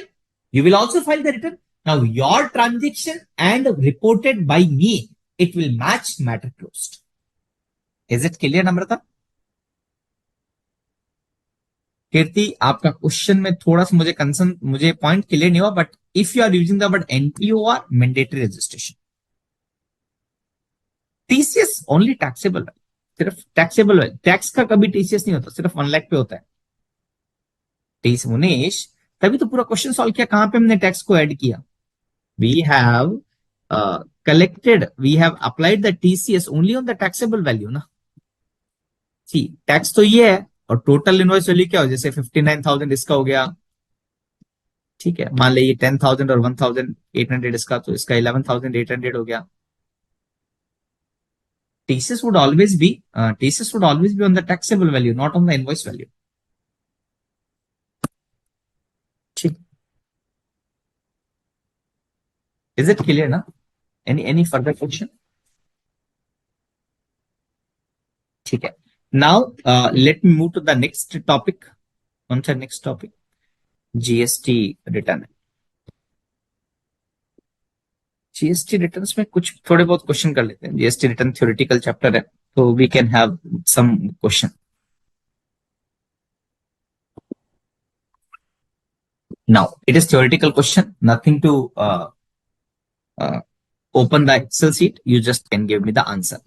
B Limited has filed the return for the month of October. B Limited, ठीक है, at the time of computing the late fees.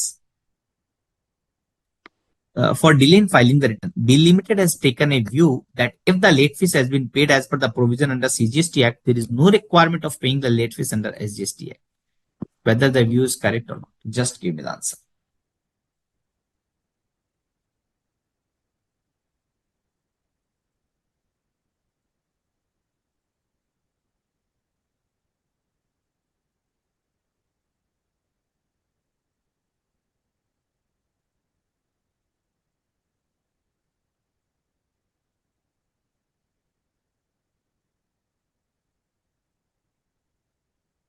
Simple question. But in practice, company charge on, नहीं, ऐसा नहीं हो सकता। अगर ऐसा कर कंपनी, मतलब e commerce operator, whether e-commerce operator are collecting TCS inclusive value pay, I don't think so.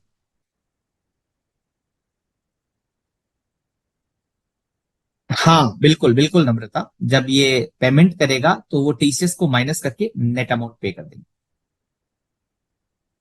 So simple. No, view is incorrect because late fees would be applicable for CGST as well as SGST. Correct? The answer is incorrect. C, understanding is not correct because late fees for delay filing of any return would be CGST plus SGST or UTGST as the case may be. ठीक, ठीक है, next question.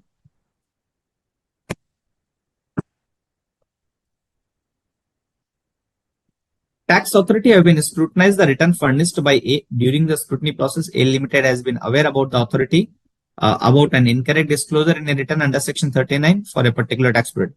A, seek your opinion to rectify the incorrect disclosure made in the return. So they are saying tax authority have been scrutinizing the return furnished by A Limited during the scrutiny process.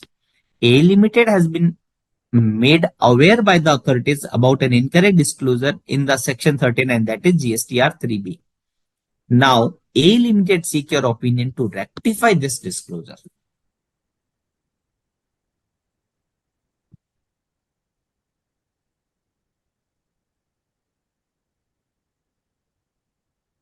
Answer, please.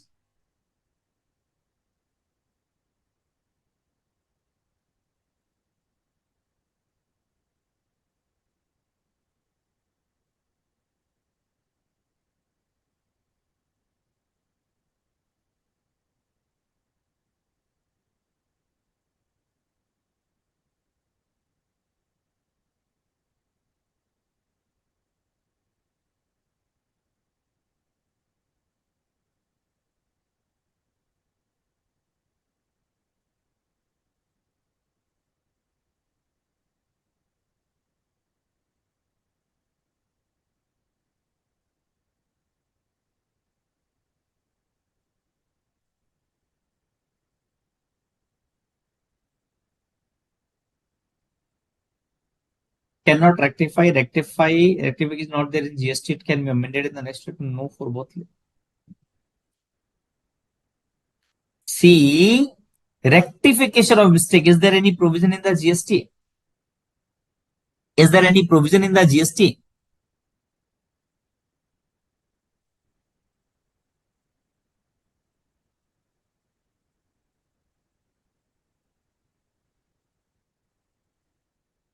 The rectification of error or omission.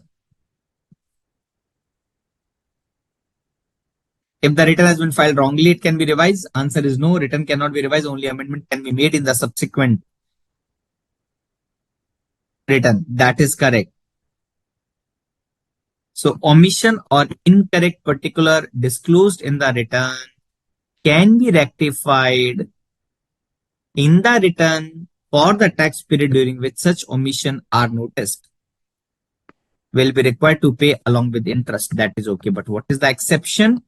It is important to note that 39(9) does not permit rectification if the omission has been discovered on account of scrutiny, audit, inspection, search, seizure, etc. Enforcement activity. Taxpayer may not be able to pass on the ITC. तो अभी क्या हुआ? Normally, what is the time limit? 30th November or annual return, whichever is earlier. लेकिन किस पर rectify नहीं कर सकते? No rectification if it is part of the audit, scrutiny, etc. Audit by the government authority.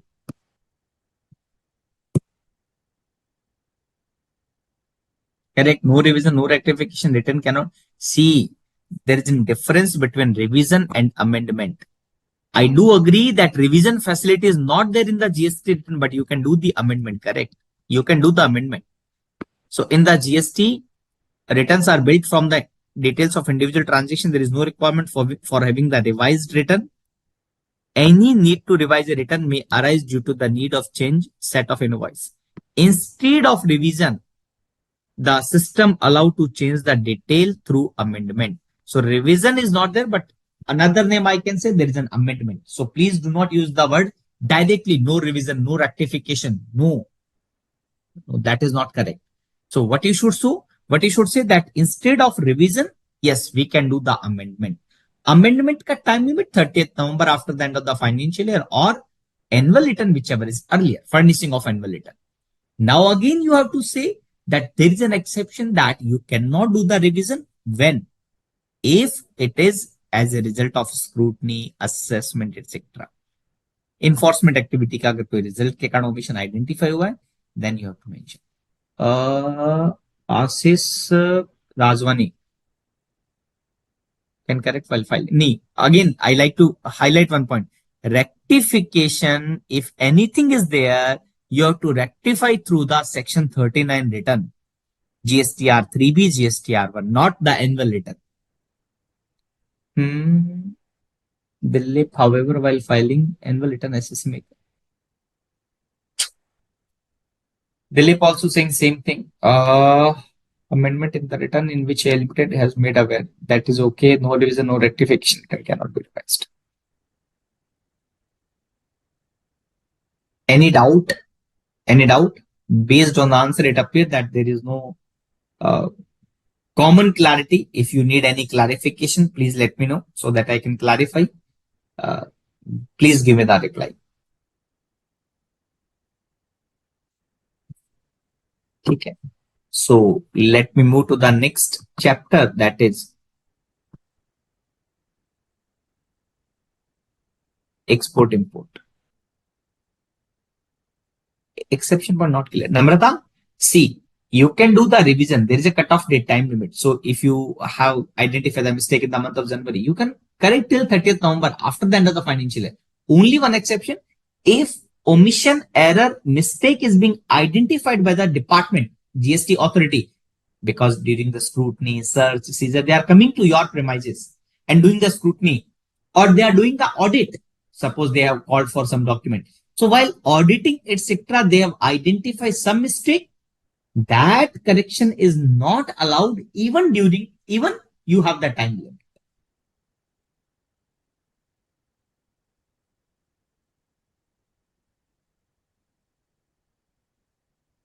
So only in the exception, if you have the time, then also you cannot do the amendment. That is the point which they like to highlight. Is it clear? Uh,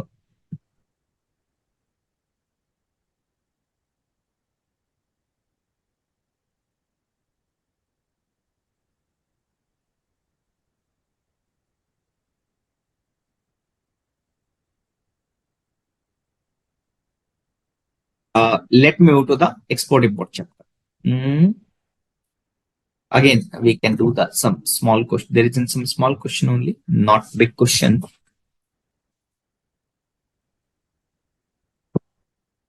So now,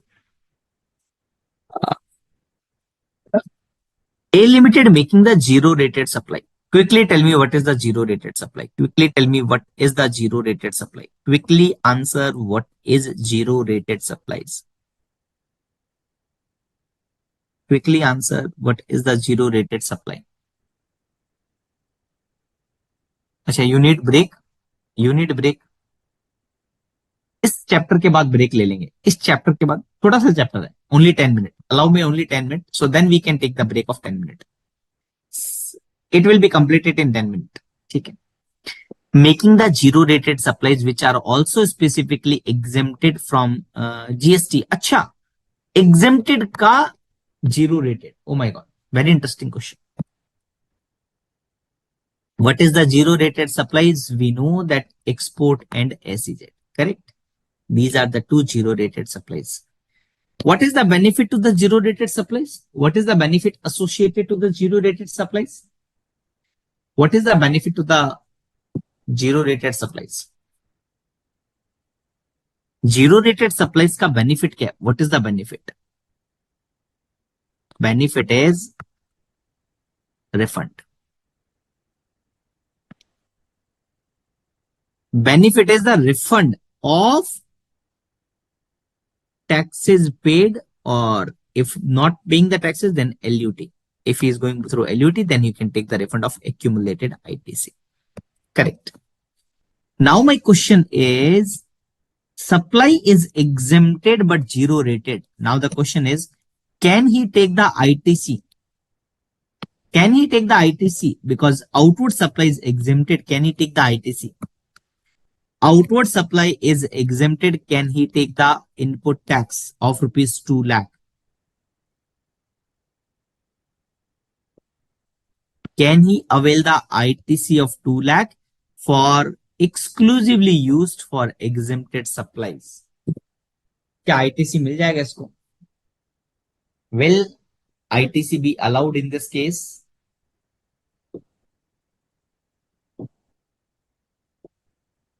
Answer is yes. ITC would be allowed. 16 subsection 2 of IGST Act allowing the same. ठीक है. Next question. Whether service of the short-term accommodation, conferencing, banquet hall to the SEZ unit or developer by the supplier located in the same state, then shall it be interstate or intrastate? Service relating to immovable property. Service relating to immovable property given to the customer of SEZ unit or developer. क्या ये inter होगा? Means it will be leviable to IGST, और within the same state ही है, immovable property से related है. So will it be intra C plus S? Give me the answer. Very short question, बहुत छोटा question है. I think it's a very small question. Correct, बहुत small question.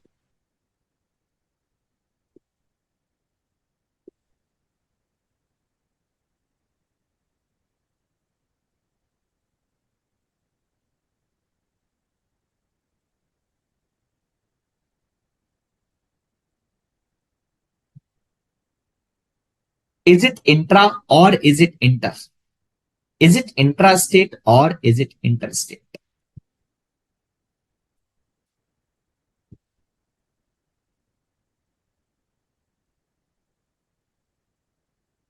Is it intrastate or interstate? Answer is it is interstate and IGST would be levied. There is a specific circular 48 which talks about if the supply is being made to the SEZ unit or developer. Recall section 7 subsection 5 then clause B of IGST Act. It says that to or by.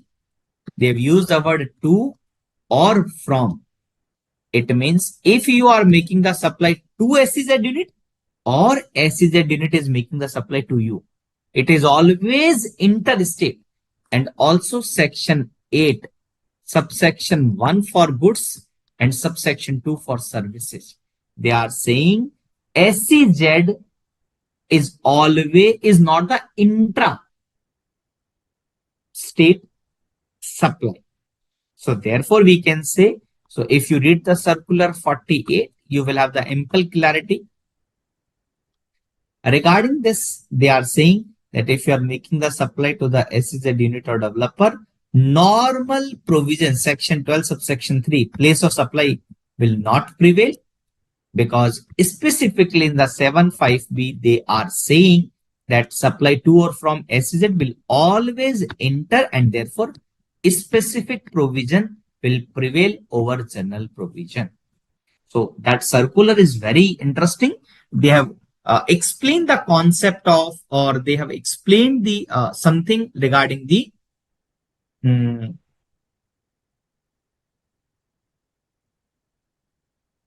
interpretation of statute. So you must refer. You should refer that particular.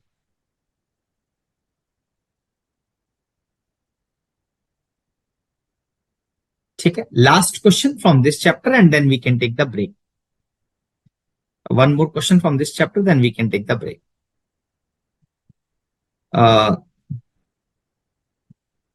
Mr. Amarkant, a chartered accountant, being a partner in the GST registered firm, ordering the gaming software for his son from a company located in USA.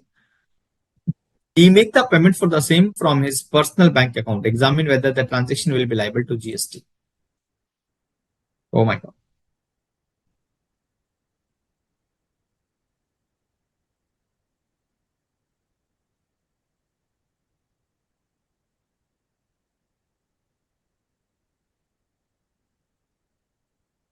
Amarkant एक chartered accountant है. अपने बच्चे के लिए उसने एक software लिया from USA, gaming software. ठीक है.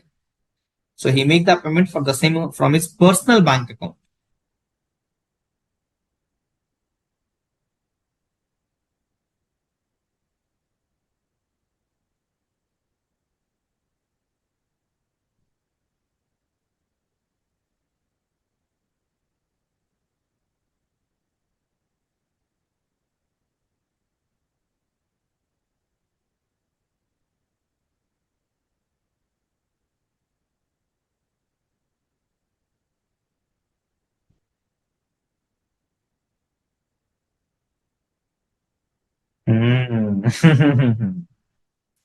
इस कॉन्सेप्ट को समझिए. वैसे बड़ा शानदार है. इस कॉन्सेप्ट को समझिएगा. मैं एक्सप्लेन करने की कोशिश करता हूँ. ठीक है ना.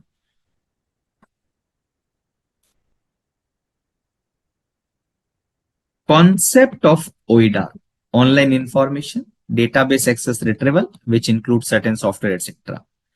Provided by the person who is located non-taxable territory, means outside India. ठीक है. Providing the service in India to registered person and unregistered person. If they are providing the service to the, so it is out of India. Please note, it is out of India and it is India. It is outside India and it is India. So if they are providing the service in India to registered person, it will be under RC. Wow. NTOR. My God. Very nice. Yeah. Dilip has used the word NTOR.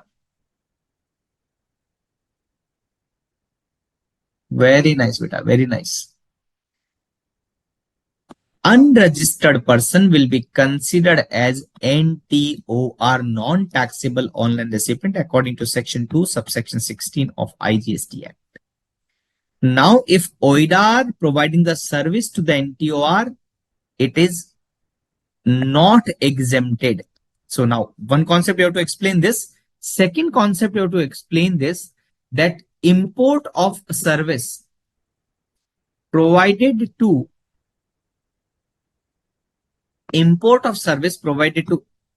provided to any person for personal purpose, any person to the personal purpose. Okay. It is exempted, but this exemption does not include OIDAR exemption.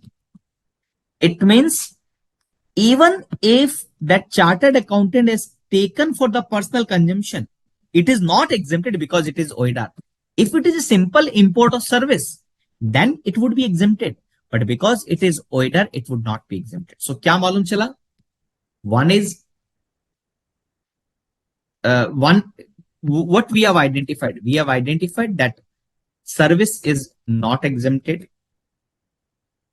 Second, we have identified supplier is OIDAR and recipient is NTOR. Correct? Then you have to quote two more provision. One is provision of registration mandatory. Section 24 clause 11 CGST Act ka section 24 clause 11.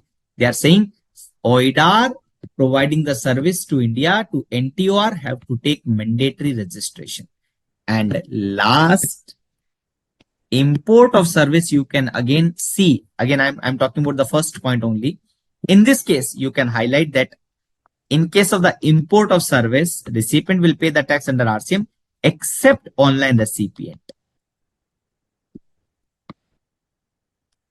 Non-taxable online recipient. So by this, I have completed the import export chapter. Let's take a break of 10 minutes. We will resume at 8:10. And आगे हम start करते हैं refund के chapter से. ठीक है, refund onward हम start करते हैं, but let's take a break of 10 minute, 7-8 minute. ठीक है, अशोक जी स्टार्ट कर दीजिए break.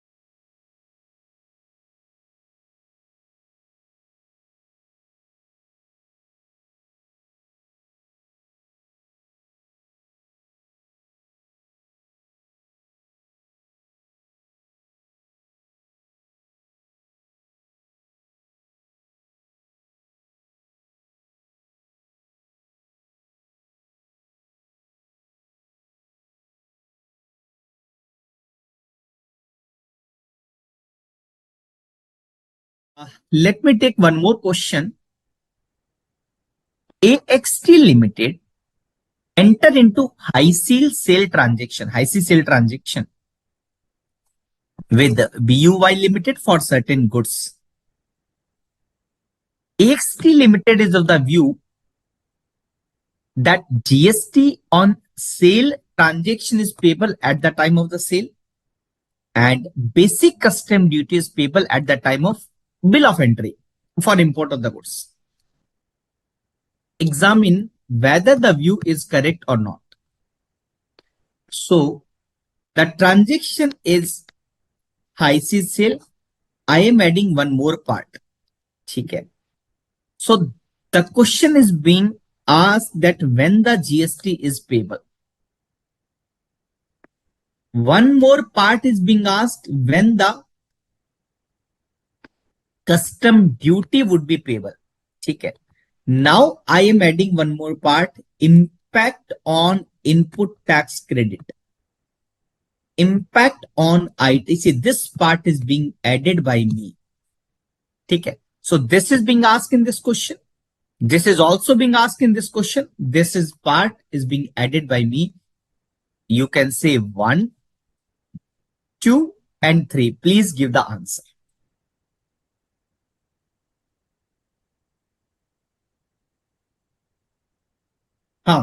Kirti, other than OIDAR import by non-taxable person, not non-taxable person. No, non-tax NTOR, na, unregistered person, you can say it is exempted. Obviously, it is exempted. Yes, correct. Right, Namrata. Import of service for consideration whether in the course of ठीक है. Now, please give the answer that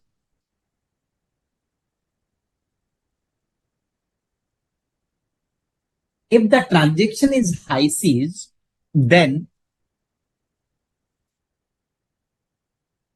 what about the taxability?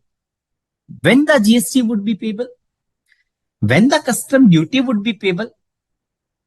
And when the, or what is the impact on input tax credit of AXT Limited?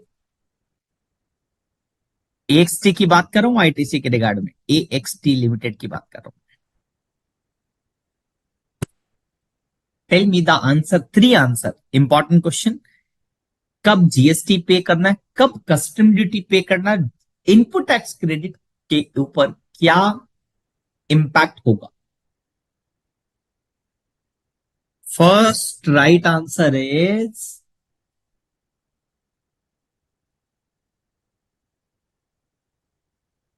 नहीं यार. I'm talking about only first part who has given the right answer. Yes. Right answer by Asis and Mohammad Abdul. ये part आसिस का correct है और मोहम्मद अब्दुल का correct है. ये part पर एक आंसर आया बट इनकरेक्ट है. Requesting everyone to give the answer.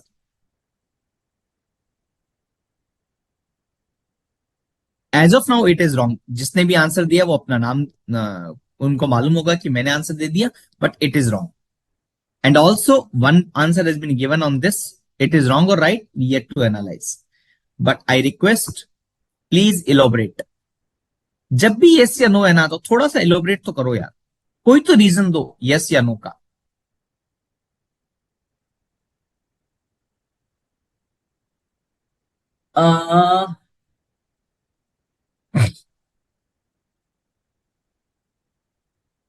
Dilip has given the right answer for this, and Dilip has given the right answer for this. My question is ITC. My question is ITC in the hand of AXT Limited supplier. Transaction क्या है, AXT ने good sale किया to the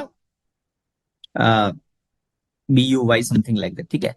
तो AXT के पास में let's say there is an in ITC of ₹2 lakh. Can he take the ITC which is exclusively used on this sale of high seas? That is my question. मानसा का ये part right है. गीता का ये part right. right, है.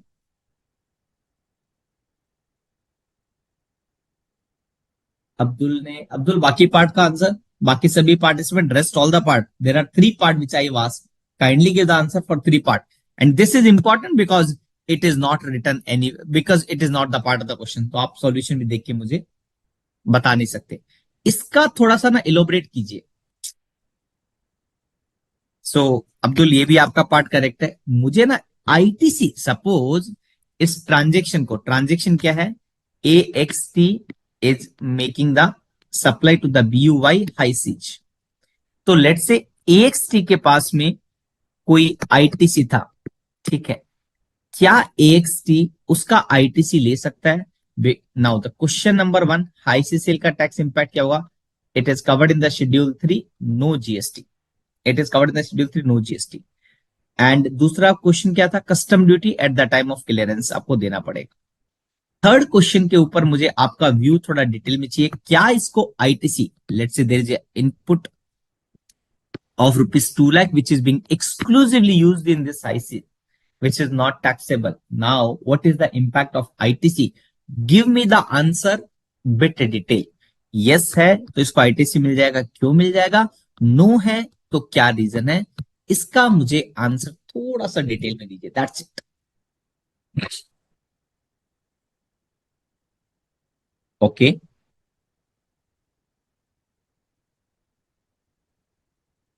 will get the ITC at sale is, will not get the ITC because it is not export or under LUT. Okay, जरूरी नहीं कि export से related question, it's not necessary कि that ITC वाला part export से related हो, may be, may not be, not sure. Randomly I have asked the question because it comes to my mind. तो अभी मेरे दो क्वेश्चन कंप्लीट हो गए। पहला, जीएसटी लगेगा, तो आंसर था नहीं, because it is covered in the schedule three para eight clause B, I think, ठीक है। और दूसरा है custom duty at the time of clearance, ठीक है। हम्म, एक आंसर आया, ITC can not be availed, reason है क्योंकि एग्जेम्प्टेड है। ओके, ठीक है। अभी तक मैं आपको अपना व्यू नहीं बता रहा हूं, but you tell me, I like to see that are you able to reach the place where I would like you to reach. आप उस जगह पर जा रहे हैं जहां पर मैं आपको ले जाना चाहता हूं? Not sure. अभी तक आंसर से तो मुझे नहीं लगा जहां पर मैं आपको ले जाना चाहता हूं वहां आप जा रहे हैं, नहीं, नॉट ए सिंगल पार्टिसिपेंट। मेरे को इस क्वेश्चन का आंसर यस या नो से मतलब नहीं है, मेरे को इसकी रीजनिंग इंपॉर्टेंट है कि आप रीजनिंग क्या देते हैं।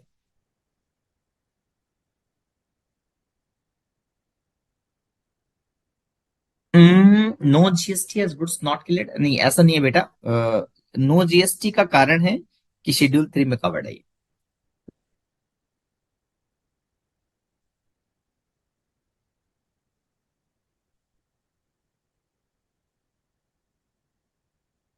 हम्म, अरे यार, my question is, repeat the question, no problem. Suppose AXT has some input service or something like that. His outward supply is only ICs. Can, let's say it is located in Delhi, the AXT and BAUY is located in Mumbai. Both are in India only, correct? तो मेरा ये question है, there is an ITC, there is an GST paid on inward supply of rupees 2 lakh, but इसका outward supply तो schedule three वाला covered है जिसके ऊपर कोई भी जीएसटी नहीं पे करा। It is covered in the ICCL schedule three वाला transaction, no GST. Can AXT take the ITC of rupees 2 lakh? That is my question.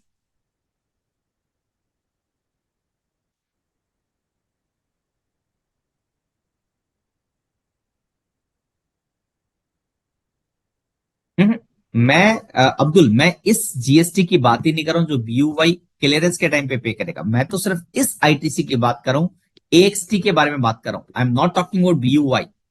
I do agree with your answer, ठीक है, बट AXT के पास में भी कुछ ITC था, but इसकी सेल शेड्यूल थ्री में कवर है, will he get the ITC? That is my question. to be very precise.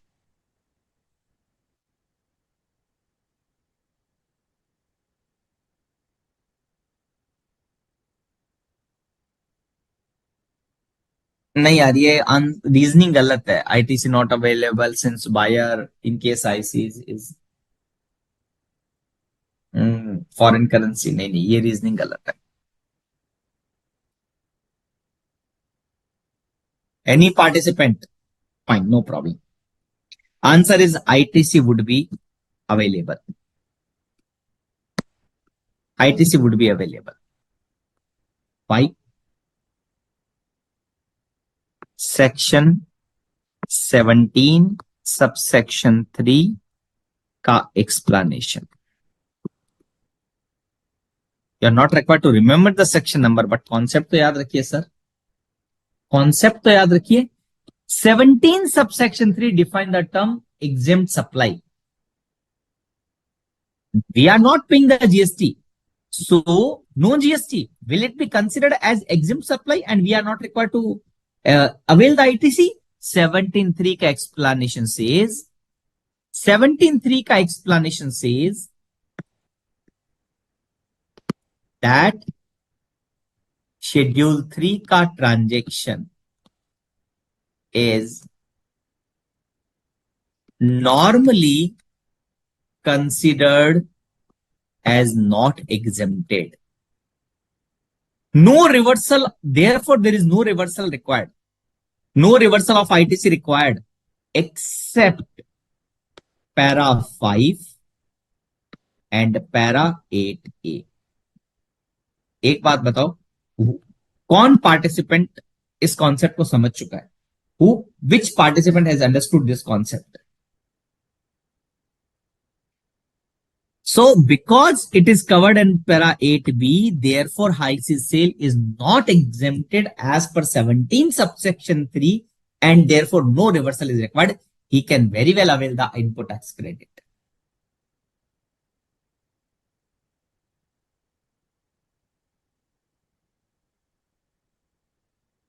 Clear हुआ ये concept?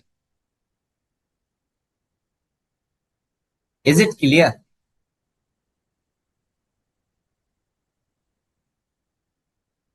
Any participant who get clarity, give me the answer. Yes, sir, it is clear. Any participant who has confusion, please tell me. मैं क्या चाहता हूं? You all are CA final student. Interlinking is mandatorily required. आपके mind में, back of the mind में provision आ जाना चाहिए.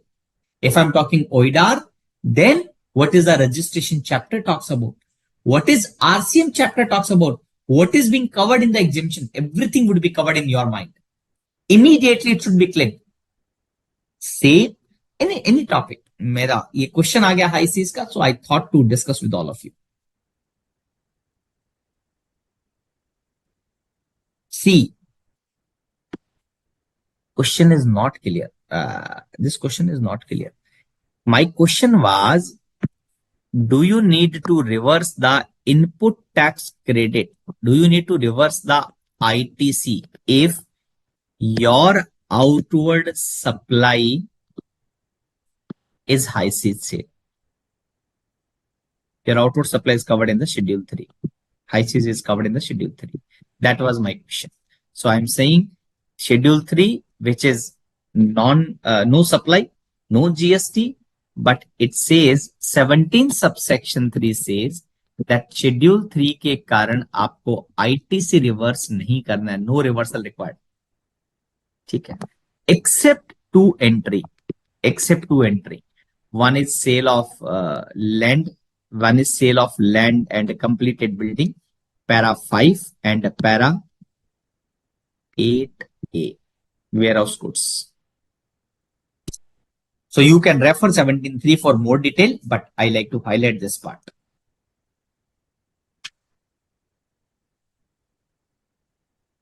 Clear हुआ ना? Is it clear to all?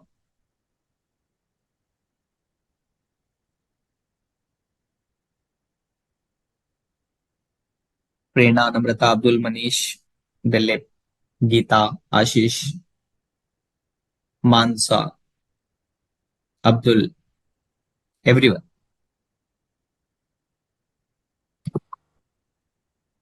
ठीक है, दूसरे चैप्टर पर चलते हैं। Let me go to the refund chapter.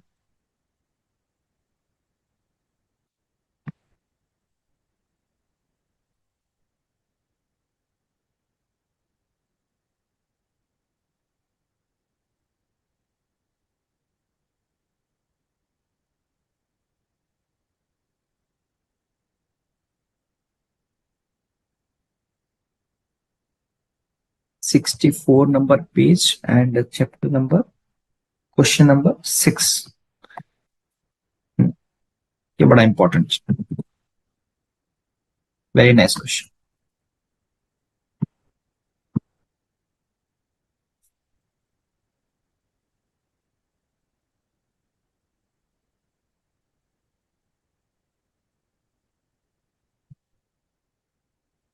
हाँ, it means para 5 and para 8 we need to reverse the ITC, right? Right. Refund chapter, question number 6 I am taking with all of you. Kailash Global Private Limited supply various goods in the domestic as well as international market. It is engaged in both manufacturing and trading. ठीक है, company is registered under GST in the state of Karnataka. Okay, company export the goods without payment of tax under letter of undertaking in accordance with the 16 subsection 3. Company has made the following supplies during the tax period. ठीक है, it has made the following supplies during the tax period, export etc. करना क्या है last में? Let me go to the requirement. Maximum refund admissible to the Kailash for the given tax period. So हमें देखना है कि कितना refund मिलेगा उसको. What is the ITC? ITC on input 3,50,000, input service 1,50,000 and capital goods 120. Any immediate answer once you read this line? Once you read this line, any immediate answer for the refund? कुछ immediate answer for the refund? Immediate answer for the refund कि अगर ये LUT कर रहा है तो यहां पर ये पॉइंट तो हमें ध्यान में रखना ही है.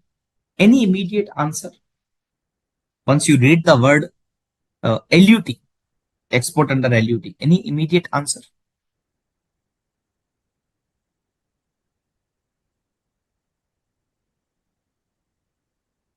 Correct.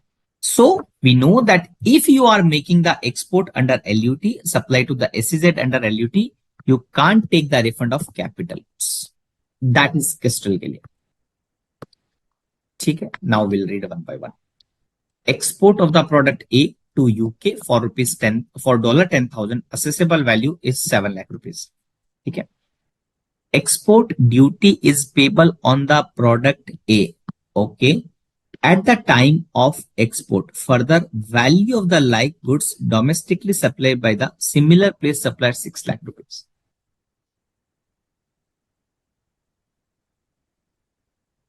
So if you are exporting under LUT, then you can take the refund of input plus input service also. Both are permissible. Only capital goods you are not allowed. Make a note. But if you are outward supplies under inverted duty structure, then only I refund of input is allowed. No input service, no capital goods. That is under inverted duty. But export अगर LUT के root के through कर रहा हूं तो I can take the refund of input as well as input service.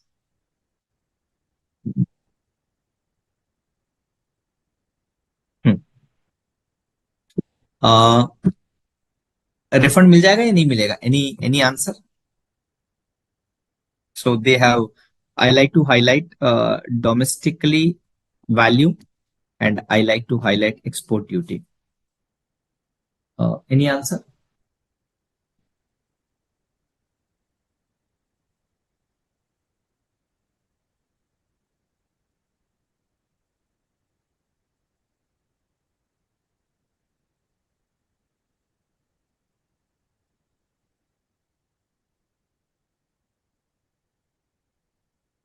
Answer, ITC refund मिलेगा नहीं मिलेगा? So fine. Section 54 subsection 3 you can talk about. If any item is subject to the export duty, no refund of accumulated ITC. So इस case में कोई भी refund नहीं मिलेगा, no refund. ठीक है. Domestically supply of the taxable product B during the period is 10 lakh rupees. Input used in manufacturing of goods which are taxable at the rate of 18%. Not notified as a product in respect of its refund of unutilized ITC shall not be allowed. 54, 3 and 2 may see. अब ये बात domestic supply की कर रहा है. सी try to understand. यहां पर export की बात कर ली, यहां पर वो डोमेस्टिक सप्लाई की बात कर रहा है. क्या डोमेस्टिक सप्लाई में एक्सपोर्ट रिफंड अलाउड है? Answer is no. Only one case, inverted duty structure. Can anybody tell me what is the concept of inverted duty structure? क्या कोई मुझे बता सकते हैं इन्वर्टेड ड्यूटी स्ट्रक्चर का मतलब क्या है?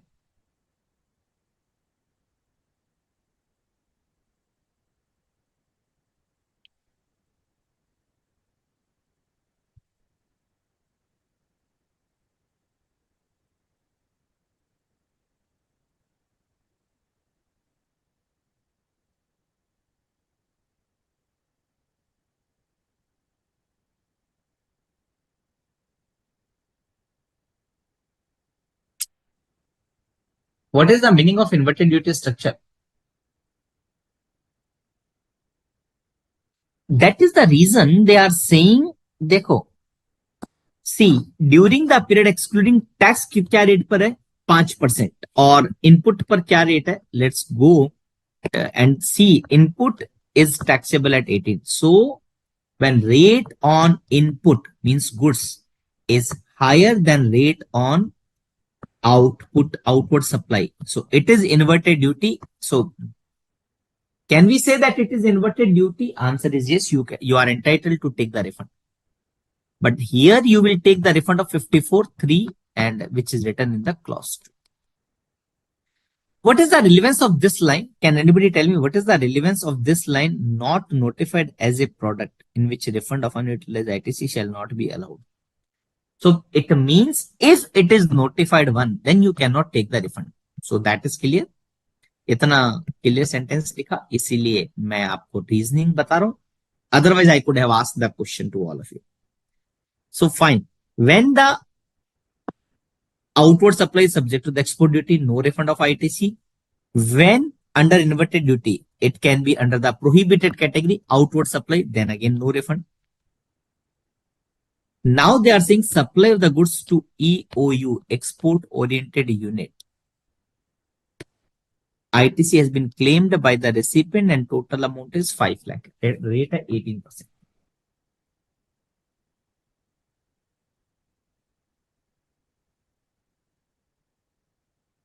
क्या रिफंड मिलेगा यहाँ पर? Will the refund be allowed?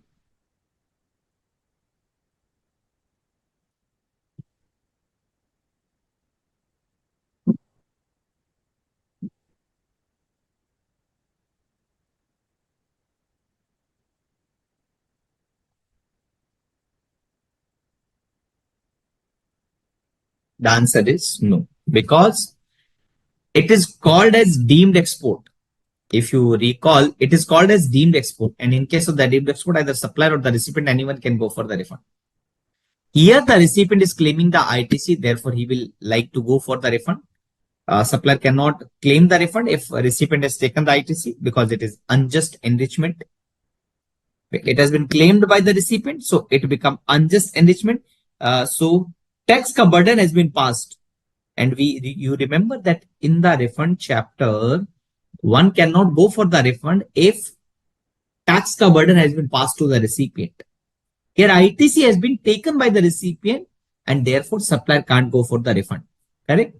So यहाँ पे भी refund नहीं मिलेगा. यहाँ पर export of exempted supply of the goods value of life. So this part we've just now discussed in the last chapter, practical problem. So if 16 subsection 2 says that you can take the ITC of exempted item, yes, we are allowed to take the ITC, or and refund can be taken. So here we can take the refund. So there are two situations wherein we can take the refund. पहले इसका कर लेते हैं, फिर inverted duty की बात करते हैं. Here how much refund would be admissible. So make remember that 3,50,000 is the input and 1,50,000 is the input service. सबसे पहले मैं आपको फॉर्मूला बता देता हूं. पेज नंबर कितना है ये वाला? 63 है.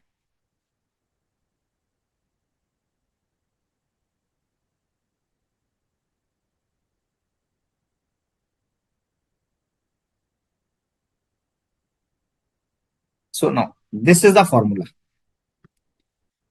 Turnover of zero see refund in case of the export. Wow, nice asses. Section 147. Correct. Deemed export. No, because ITC has been claimed by the recipient. Absolutely correct. Absolutely correct. So now we are talking about in the last category that the turnover of zero rated supply of the goods, turnover of zero rated supply to service divided by adjusted total turnover multiplied by net ITC. Here we can say the net ITC is 3.50 goods input and 1.50 service. So the total 5 lakh. यहाँ पर कोई problem नहीं. Correct. Now we need to understand what is the total turnover and what is the turnover of zero rated supplies of the goods. Turnover of zero rated supplies of the goods. What is the definition? The value of the zero rated supplies of the goods made during the relevant period. What is that? That I think 6 lakh.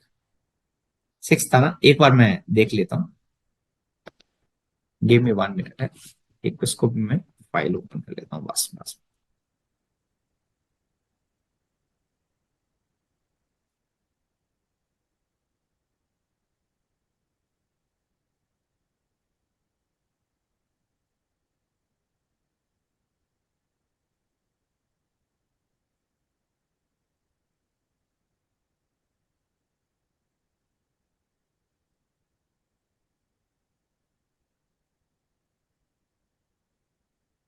So 6 lakh is the supply, correct? So it is 6 lakh, right? And what is the domestic value? 5 lakh. 5 lakh multiplied by 1.5 times. So it would be 7.50 lakhs, right? So whichever is higher ki lower. So the answer would be 6 lakh. For this, it is coming as 6 lakh rupees. Okay. So I can say that in the formula, what we have arrived, this 6 lakh we have arrived, this 5 lakh we have arrived. Only we need to calculate the adjusted total turnover, correct? Total turnover. Let me remember that there is a definition of the adjusted total turnover. So turnover of goods excluding the services. So here the question of services is not there, but the services के case में थोड़ा सा typical है calculation. Always remember. ठीक है. Now if I'm going that total turnover 6 lakh plus 5, 4 5 11, or then it says 11 and 7 18 and then 10 28. Okay. So it has become very simple formula. I can say the 6 lakh divided by 28 lakh multiplied by 5 lakh. So this, whatever the amount comes, that this is the refund on account of export.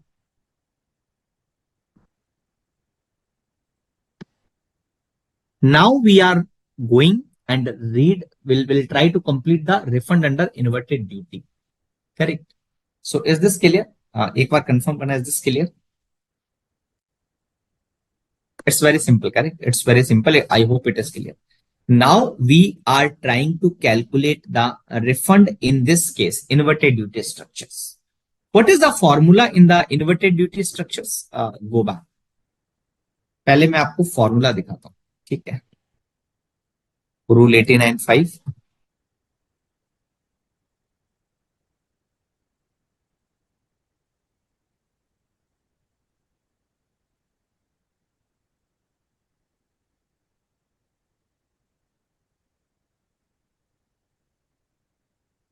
What is the formula? This is the formula.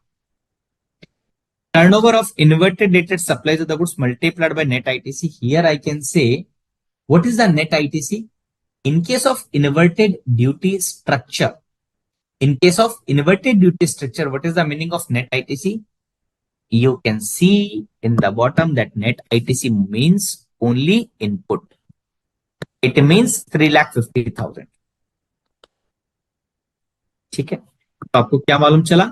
So here you can say it is 3,50,000. Here you can say it is 3,50,000.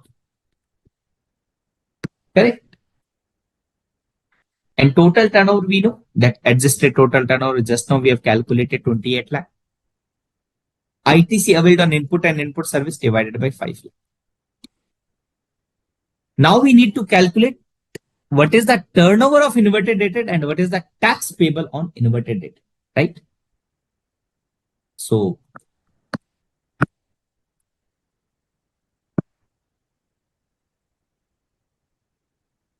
they are saying that turnover is 10 lakh rupees and what is the tax payable? 5%. So it is 50,000. Correct. So the formula become, what is the formula? The formula, let me go. The formula is turnover 10 lakh rupees of inverted dated divided by total turnover 28 lakh rupees. ठीक है ना? Multiplied by net ITC. कितना ITC? 3,50,000.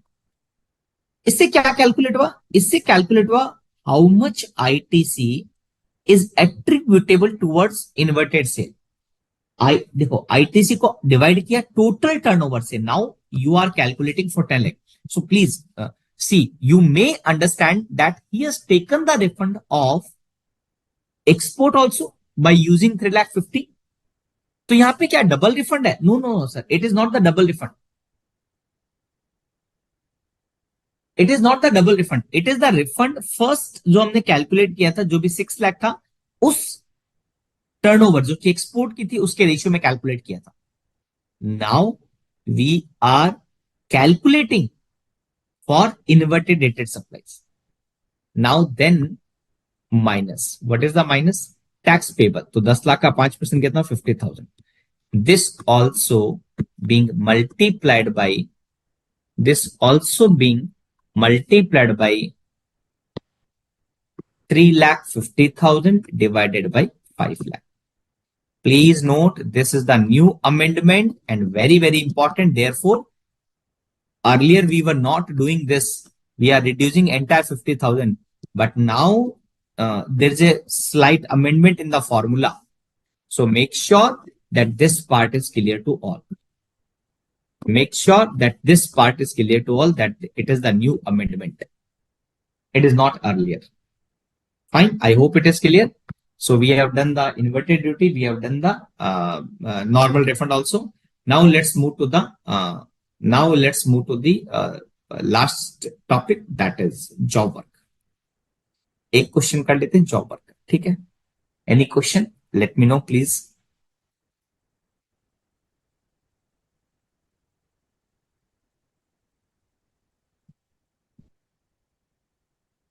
Question मैंने लिखा है कौन सा? 6 नहीं, क्वेश्चन नंबर 6 5. चलो सर, ये वाला क्वेश्चन कर लेते हैं and that will be the last question for the day. Namrata, formula अगर क्लियर नहीं है तो रिफंड वाला आप टॉपिक देखिए. रिफंड वाले में मैंने बहुत डिटेल्ड में एक्सप्लेन किया and refund I have taken myself. ठीक है, आप रिफंड वाला वीडियो देखिए, you will get ample clarity. We have discussed a lot.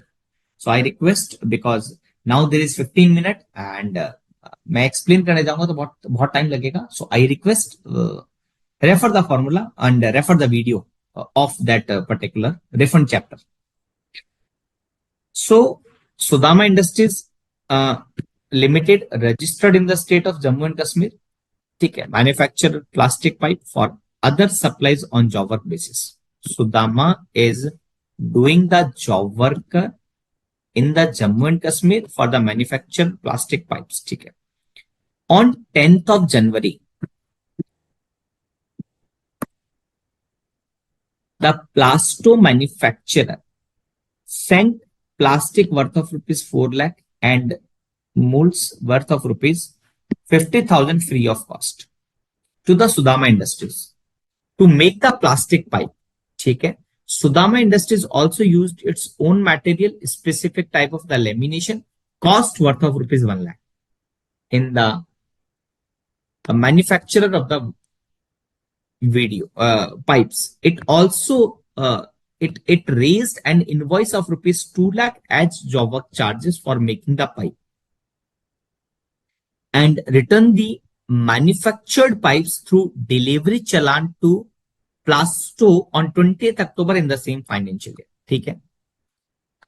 The same quality and quantity of the plastic pipe as was made for the Plasto were made by the Sudama from its own raw material and sold to the solid pipe in itna 7.5 lakh on 20th October.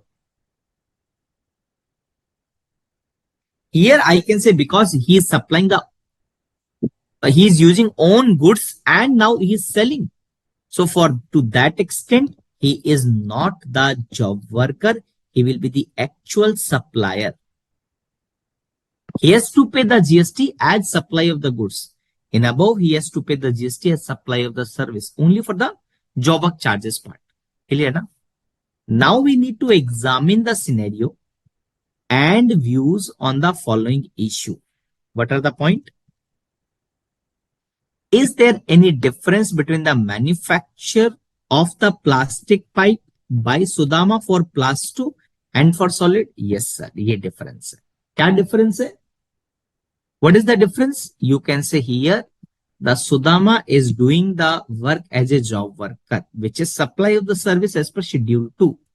But here he is making the pipe at its own by using its own raw material, everything, and then is selling in 7.5 lakh. It is supply of goods, not the job work. Correct.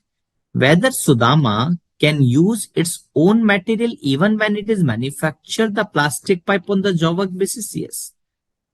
Answer is yes. There was a circular which has been clarified that for providing the job work, he can use its own goods. No problem.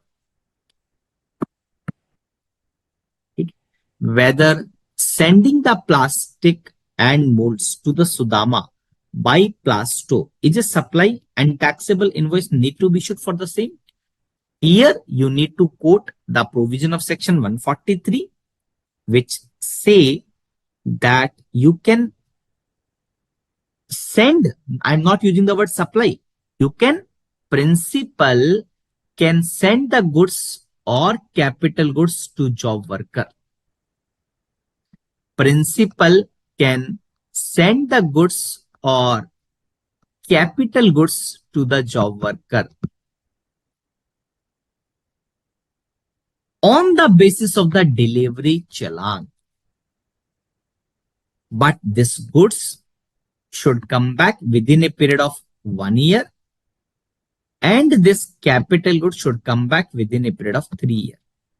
Proviso was inserted and then permission can also be taken from commissioner and it can be extended by another period of 1 year and another period of 2 years in case of capital goods. One more point, that the capital goods does not include molds. So if the molds does not come back because it is consumed in the manufacturing process, no problem. It is not treated as capital goods.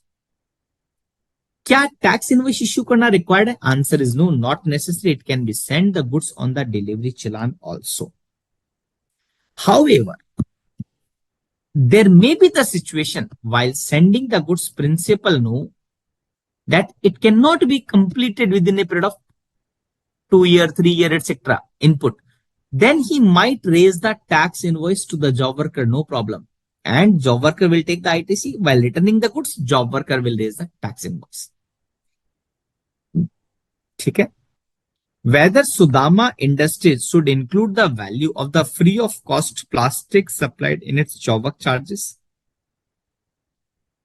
क्या सुदामा को free of cost में जो value दिया है, जो भी दिया है, will it be added in the job work charges or not?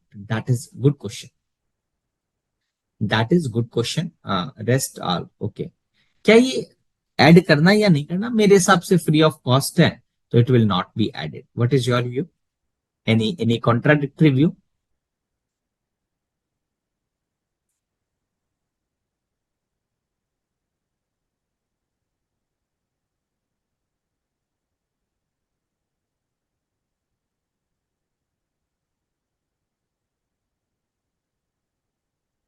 In my view it will not be added. ठीक है, अब उसके सॉल्यूशन तो है एंड में, तो वो तो आप देख ही लेना आराम से। Let me take one more question. Alok Private Limited registered manufactures and the steel cabinet worth of rupees 50 lakh under the delivery challan to Prem Tools, a registered job worker, for job work on the 28th January. The scope of the job worker include mounting the steel cabinet on a metal frame and sending the mounted panel back to the Alok Private Limited. The metal frame is to be supplied to the Messrs Prem Tool, sorry, by Messrs Prem Tool. The Messrs Prem Tools has agreed to the consideration of rupees 5 lakh for the entire mounting activity, including the supply of the metal frame. During the course of the mounting activity, metal waste is generated by the which is being sold by the Prem Tools of rupees 45,000. Mr. Prem Tool, Messrs Prem Tool sent the steel cabinet mounted on the metal frame to Alok on 3rd December in the same financial year. Wow.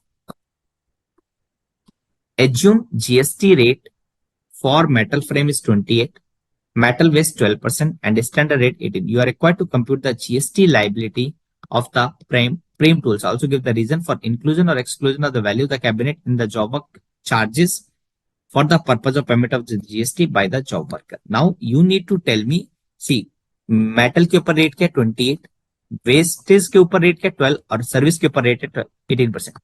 Now tell me that, एक minute सो सबसे पहले देखिए, steel cabinet 50 lakh रुपए का इसने भेजा delivery चलान पर, ABC ने टू मैसर्स प्रेम टूल को भेजा, तो इसके ऊपर कोई टैक्सेबिलिटी आई है? That you need to give me the answer. Second,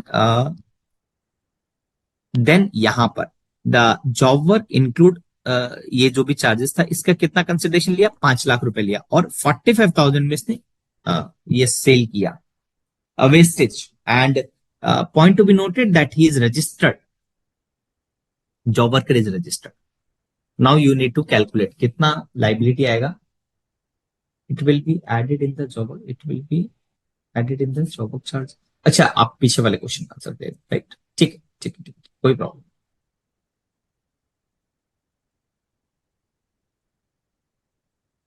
सो बहुत सिंपल है, very simple question. You need to give the answer and that is the last question. पहला पॉइंट है 50 लाख के ऊपर कोई लाइबिलिटी नहीं आएगा. We have already discuss because it is not the supply. He can send the goods और input और capital goods for a period of 1 year 3 year, जो भी लिखा गया है. Then the first point 50 lakh का, 5 lakh is the job work charges. 5 lakh is the job work charges for on which he need to pay the 18%. Correct. And third part is, यहां पर है ना, एक पार्ट बड़ा इंपॉर्टेंट है. ठीक है, एक पार्ट बहुत इंपॉर्टेंट है. अगर वो वेस्टेज की, so if you read the section 143 ना, there is an specific treatment supply of the wastage. 45,000 का स्पेशल ट्रीटमेंट दिया हुआ है. क्या ट्रीटमेंट दिया हुआ है? That it can be sold by the job worker if is registered.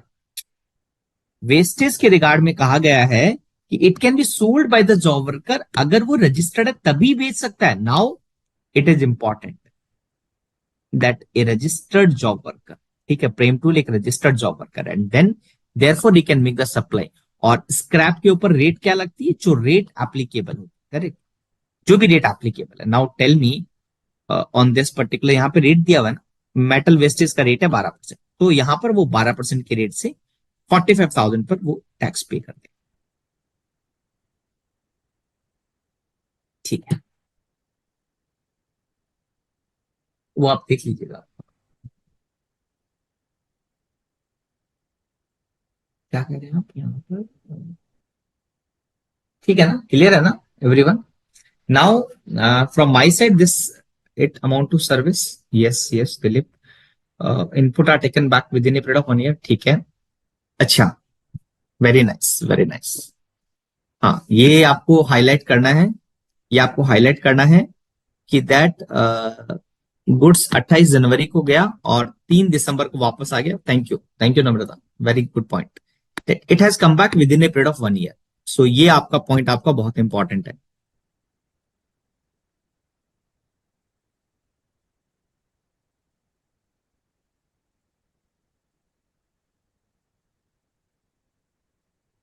So there is a point. Asis is asked, sir, please tell how to attempt the paper in 3 hours. When should we attempt MCQ? MCQ आपको हमेशा पहले attend करना चाहिए. MCQ पहले attend करना चाहिए. इसके दो कारण है, इसके दो रीजन है. मैं अपना व्यू बता रहा हूं, you may differ. MCQ should be attempted first. Because क्या होगा, उस जब आप एग्जाम स्टार्ट करते हो, जब आप पेपर देना स्टार्ट करते हो ना, you have the ample time. You think that you have the 3 hours. तो उस टाइम क्या आपका माइंड का जो प्रेजेंस रहता है ना, वो बड़ा एक्टिव रहता है. और क्वेश्चन जो भी आएंगे, you that MCQ would be small question. Time taking कम होगा बट एप्लीकेशन ऑफ माइंड ज्यादा होता है. तो क्या होता है, उस टाइम माइंड फ्रेश है, कोई भी प्रेशर नहीं है, तो mind would be more actively play. ठीक है. अब लेट्स से जितने भी क्वेश्चन है उसको अगर आपने कम टाइम में कर लिया तो आपको क्या लगेगा. सेकंड एडवांटेज बता रहा हूं. सेकंड एडवांटेज है कि now you have the this much of the time in which you need to solve the entire paper. तो वहां पे वो थोड़ा सा आपको एडवांटेज मिल जाता है. That is my understanding. Clear है ना. और 3 hours के एग्जाम्स में आप बड़े क्वेश्चन से स्टार्ट कीजिए. मैं मेरा एक सिंपल तरीका है. See what is my way to appear any paper. ठीक है, मैं मेरे को तो काफी टाइम हो गया, 15 ईयर हो गए एग्जाम दिए हुए, सीए बने हुए. But my I tell you one funda, मेरा अपना बताता हूं. मेरे दो कॉन्सेप्ट थे फॉर सीए एग्जामिनेशंस. ठीक है. पहला कॉन्सेप्ट था जो मैं एग्जाम मुझे कैसे सॉल्व करना है, सॉल्व के बारे में बताता हूं. मतलब अब तो क्या है कि बहुत डिफरेंट हो गया टाइम पीरियड, बट अभी भी मैं यूज करता हूं. ठीक है. सो मैं कैसे करता हूं, say for example total 100 marks के क्वेश्चन है and there is total let say 4 question है. ठीक है, या 8 क्वेश्चन है लेट से. ठीक है. सो 8 को मैं वेटेज देखता हूं. 8 का कोई 20 मार्क का क्वेश्चन है, कोई 10 मार्क का क्वेश्चन है, कोई 5 मार्क का क्वेश्चन है. ठीक है. टोटल टाइम मेरे पास में कितना है, 3 hours. ठीक है. तो 180 मिनट हुआ. देन 180 मिनट मुझे सॉल्व कितना करना है, 100 मार्क्स डिवाइडेड बाई 180. मतलब मेरे पास में 1 मिनट के लिए कितने, या डिवाइडेड कर लो, वैसे भी कर लो. 1 मार्क्स के लिए 1.8 मिनट है. 1 मार्क्स के लिए मेरे पास कितने हैं, 1.8 मिनट. ठीक है. तो मेरे पास में अगर मान लो 20 मार्क का क्वेश्चन है, मैं क्या करूंगा, 20 मल्टीप्लाइड बाई 1.8, मैं इसको 36 मिनट में क्लोज करूंगा. 36 मिनट में क्लोज करूंगा. अगर नहीं हुआ तो I can say ±5%. That's it. मैं इसको 40 मिनट तक स्ट्रेच करूंगा. अगर फिर भी नहीं होता तो आई लीव इट. मैं रिपीट करता हूं. Let's say I have the 180 minute and I have the total solution of 100 marks.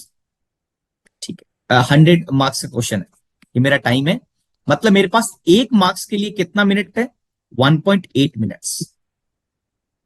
ठीक है. अगर मेरे पास 20 मार्क का क्वेश्चन है तो यह आया 36.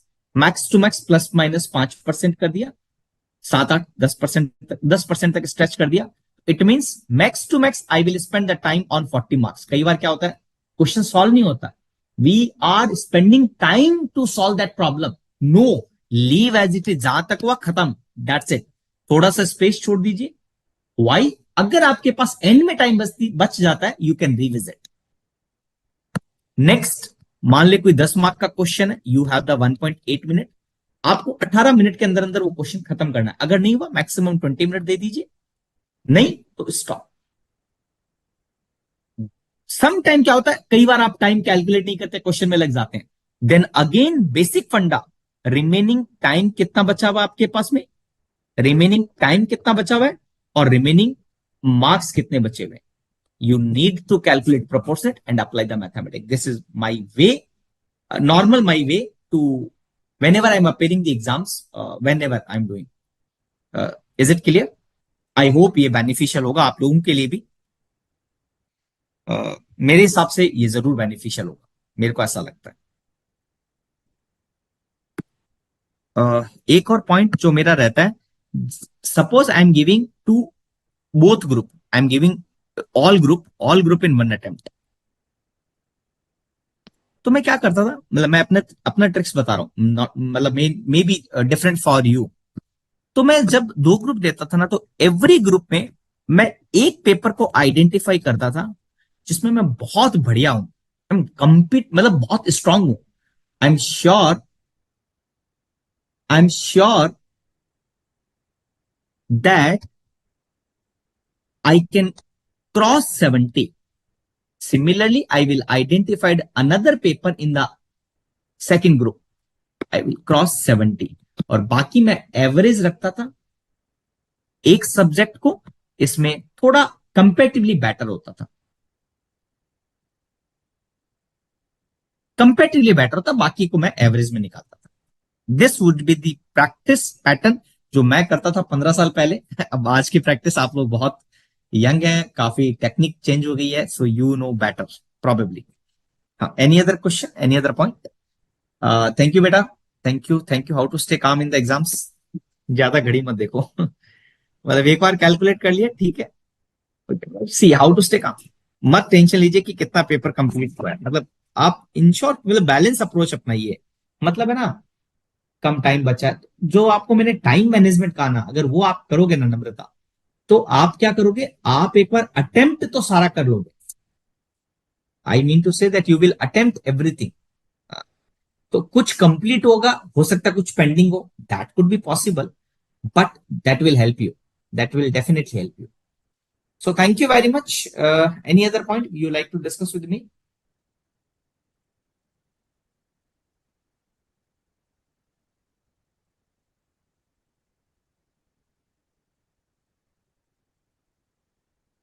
चलो sir, thank you very much, good night to all of you. Will meet in the first week of Feb for revision classes. जो स्टैच्यूरी अपडेट है ना, जो revision, not revision, statutory updates की मैं बात कर रहा हूँ।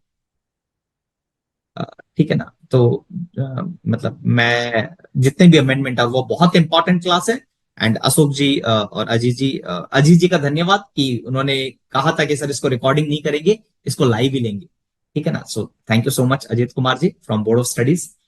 And we will meet in the first week of next month and will do the statutory update class. Thank you very much, good night to all of you. Thank you बेटा, good night.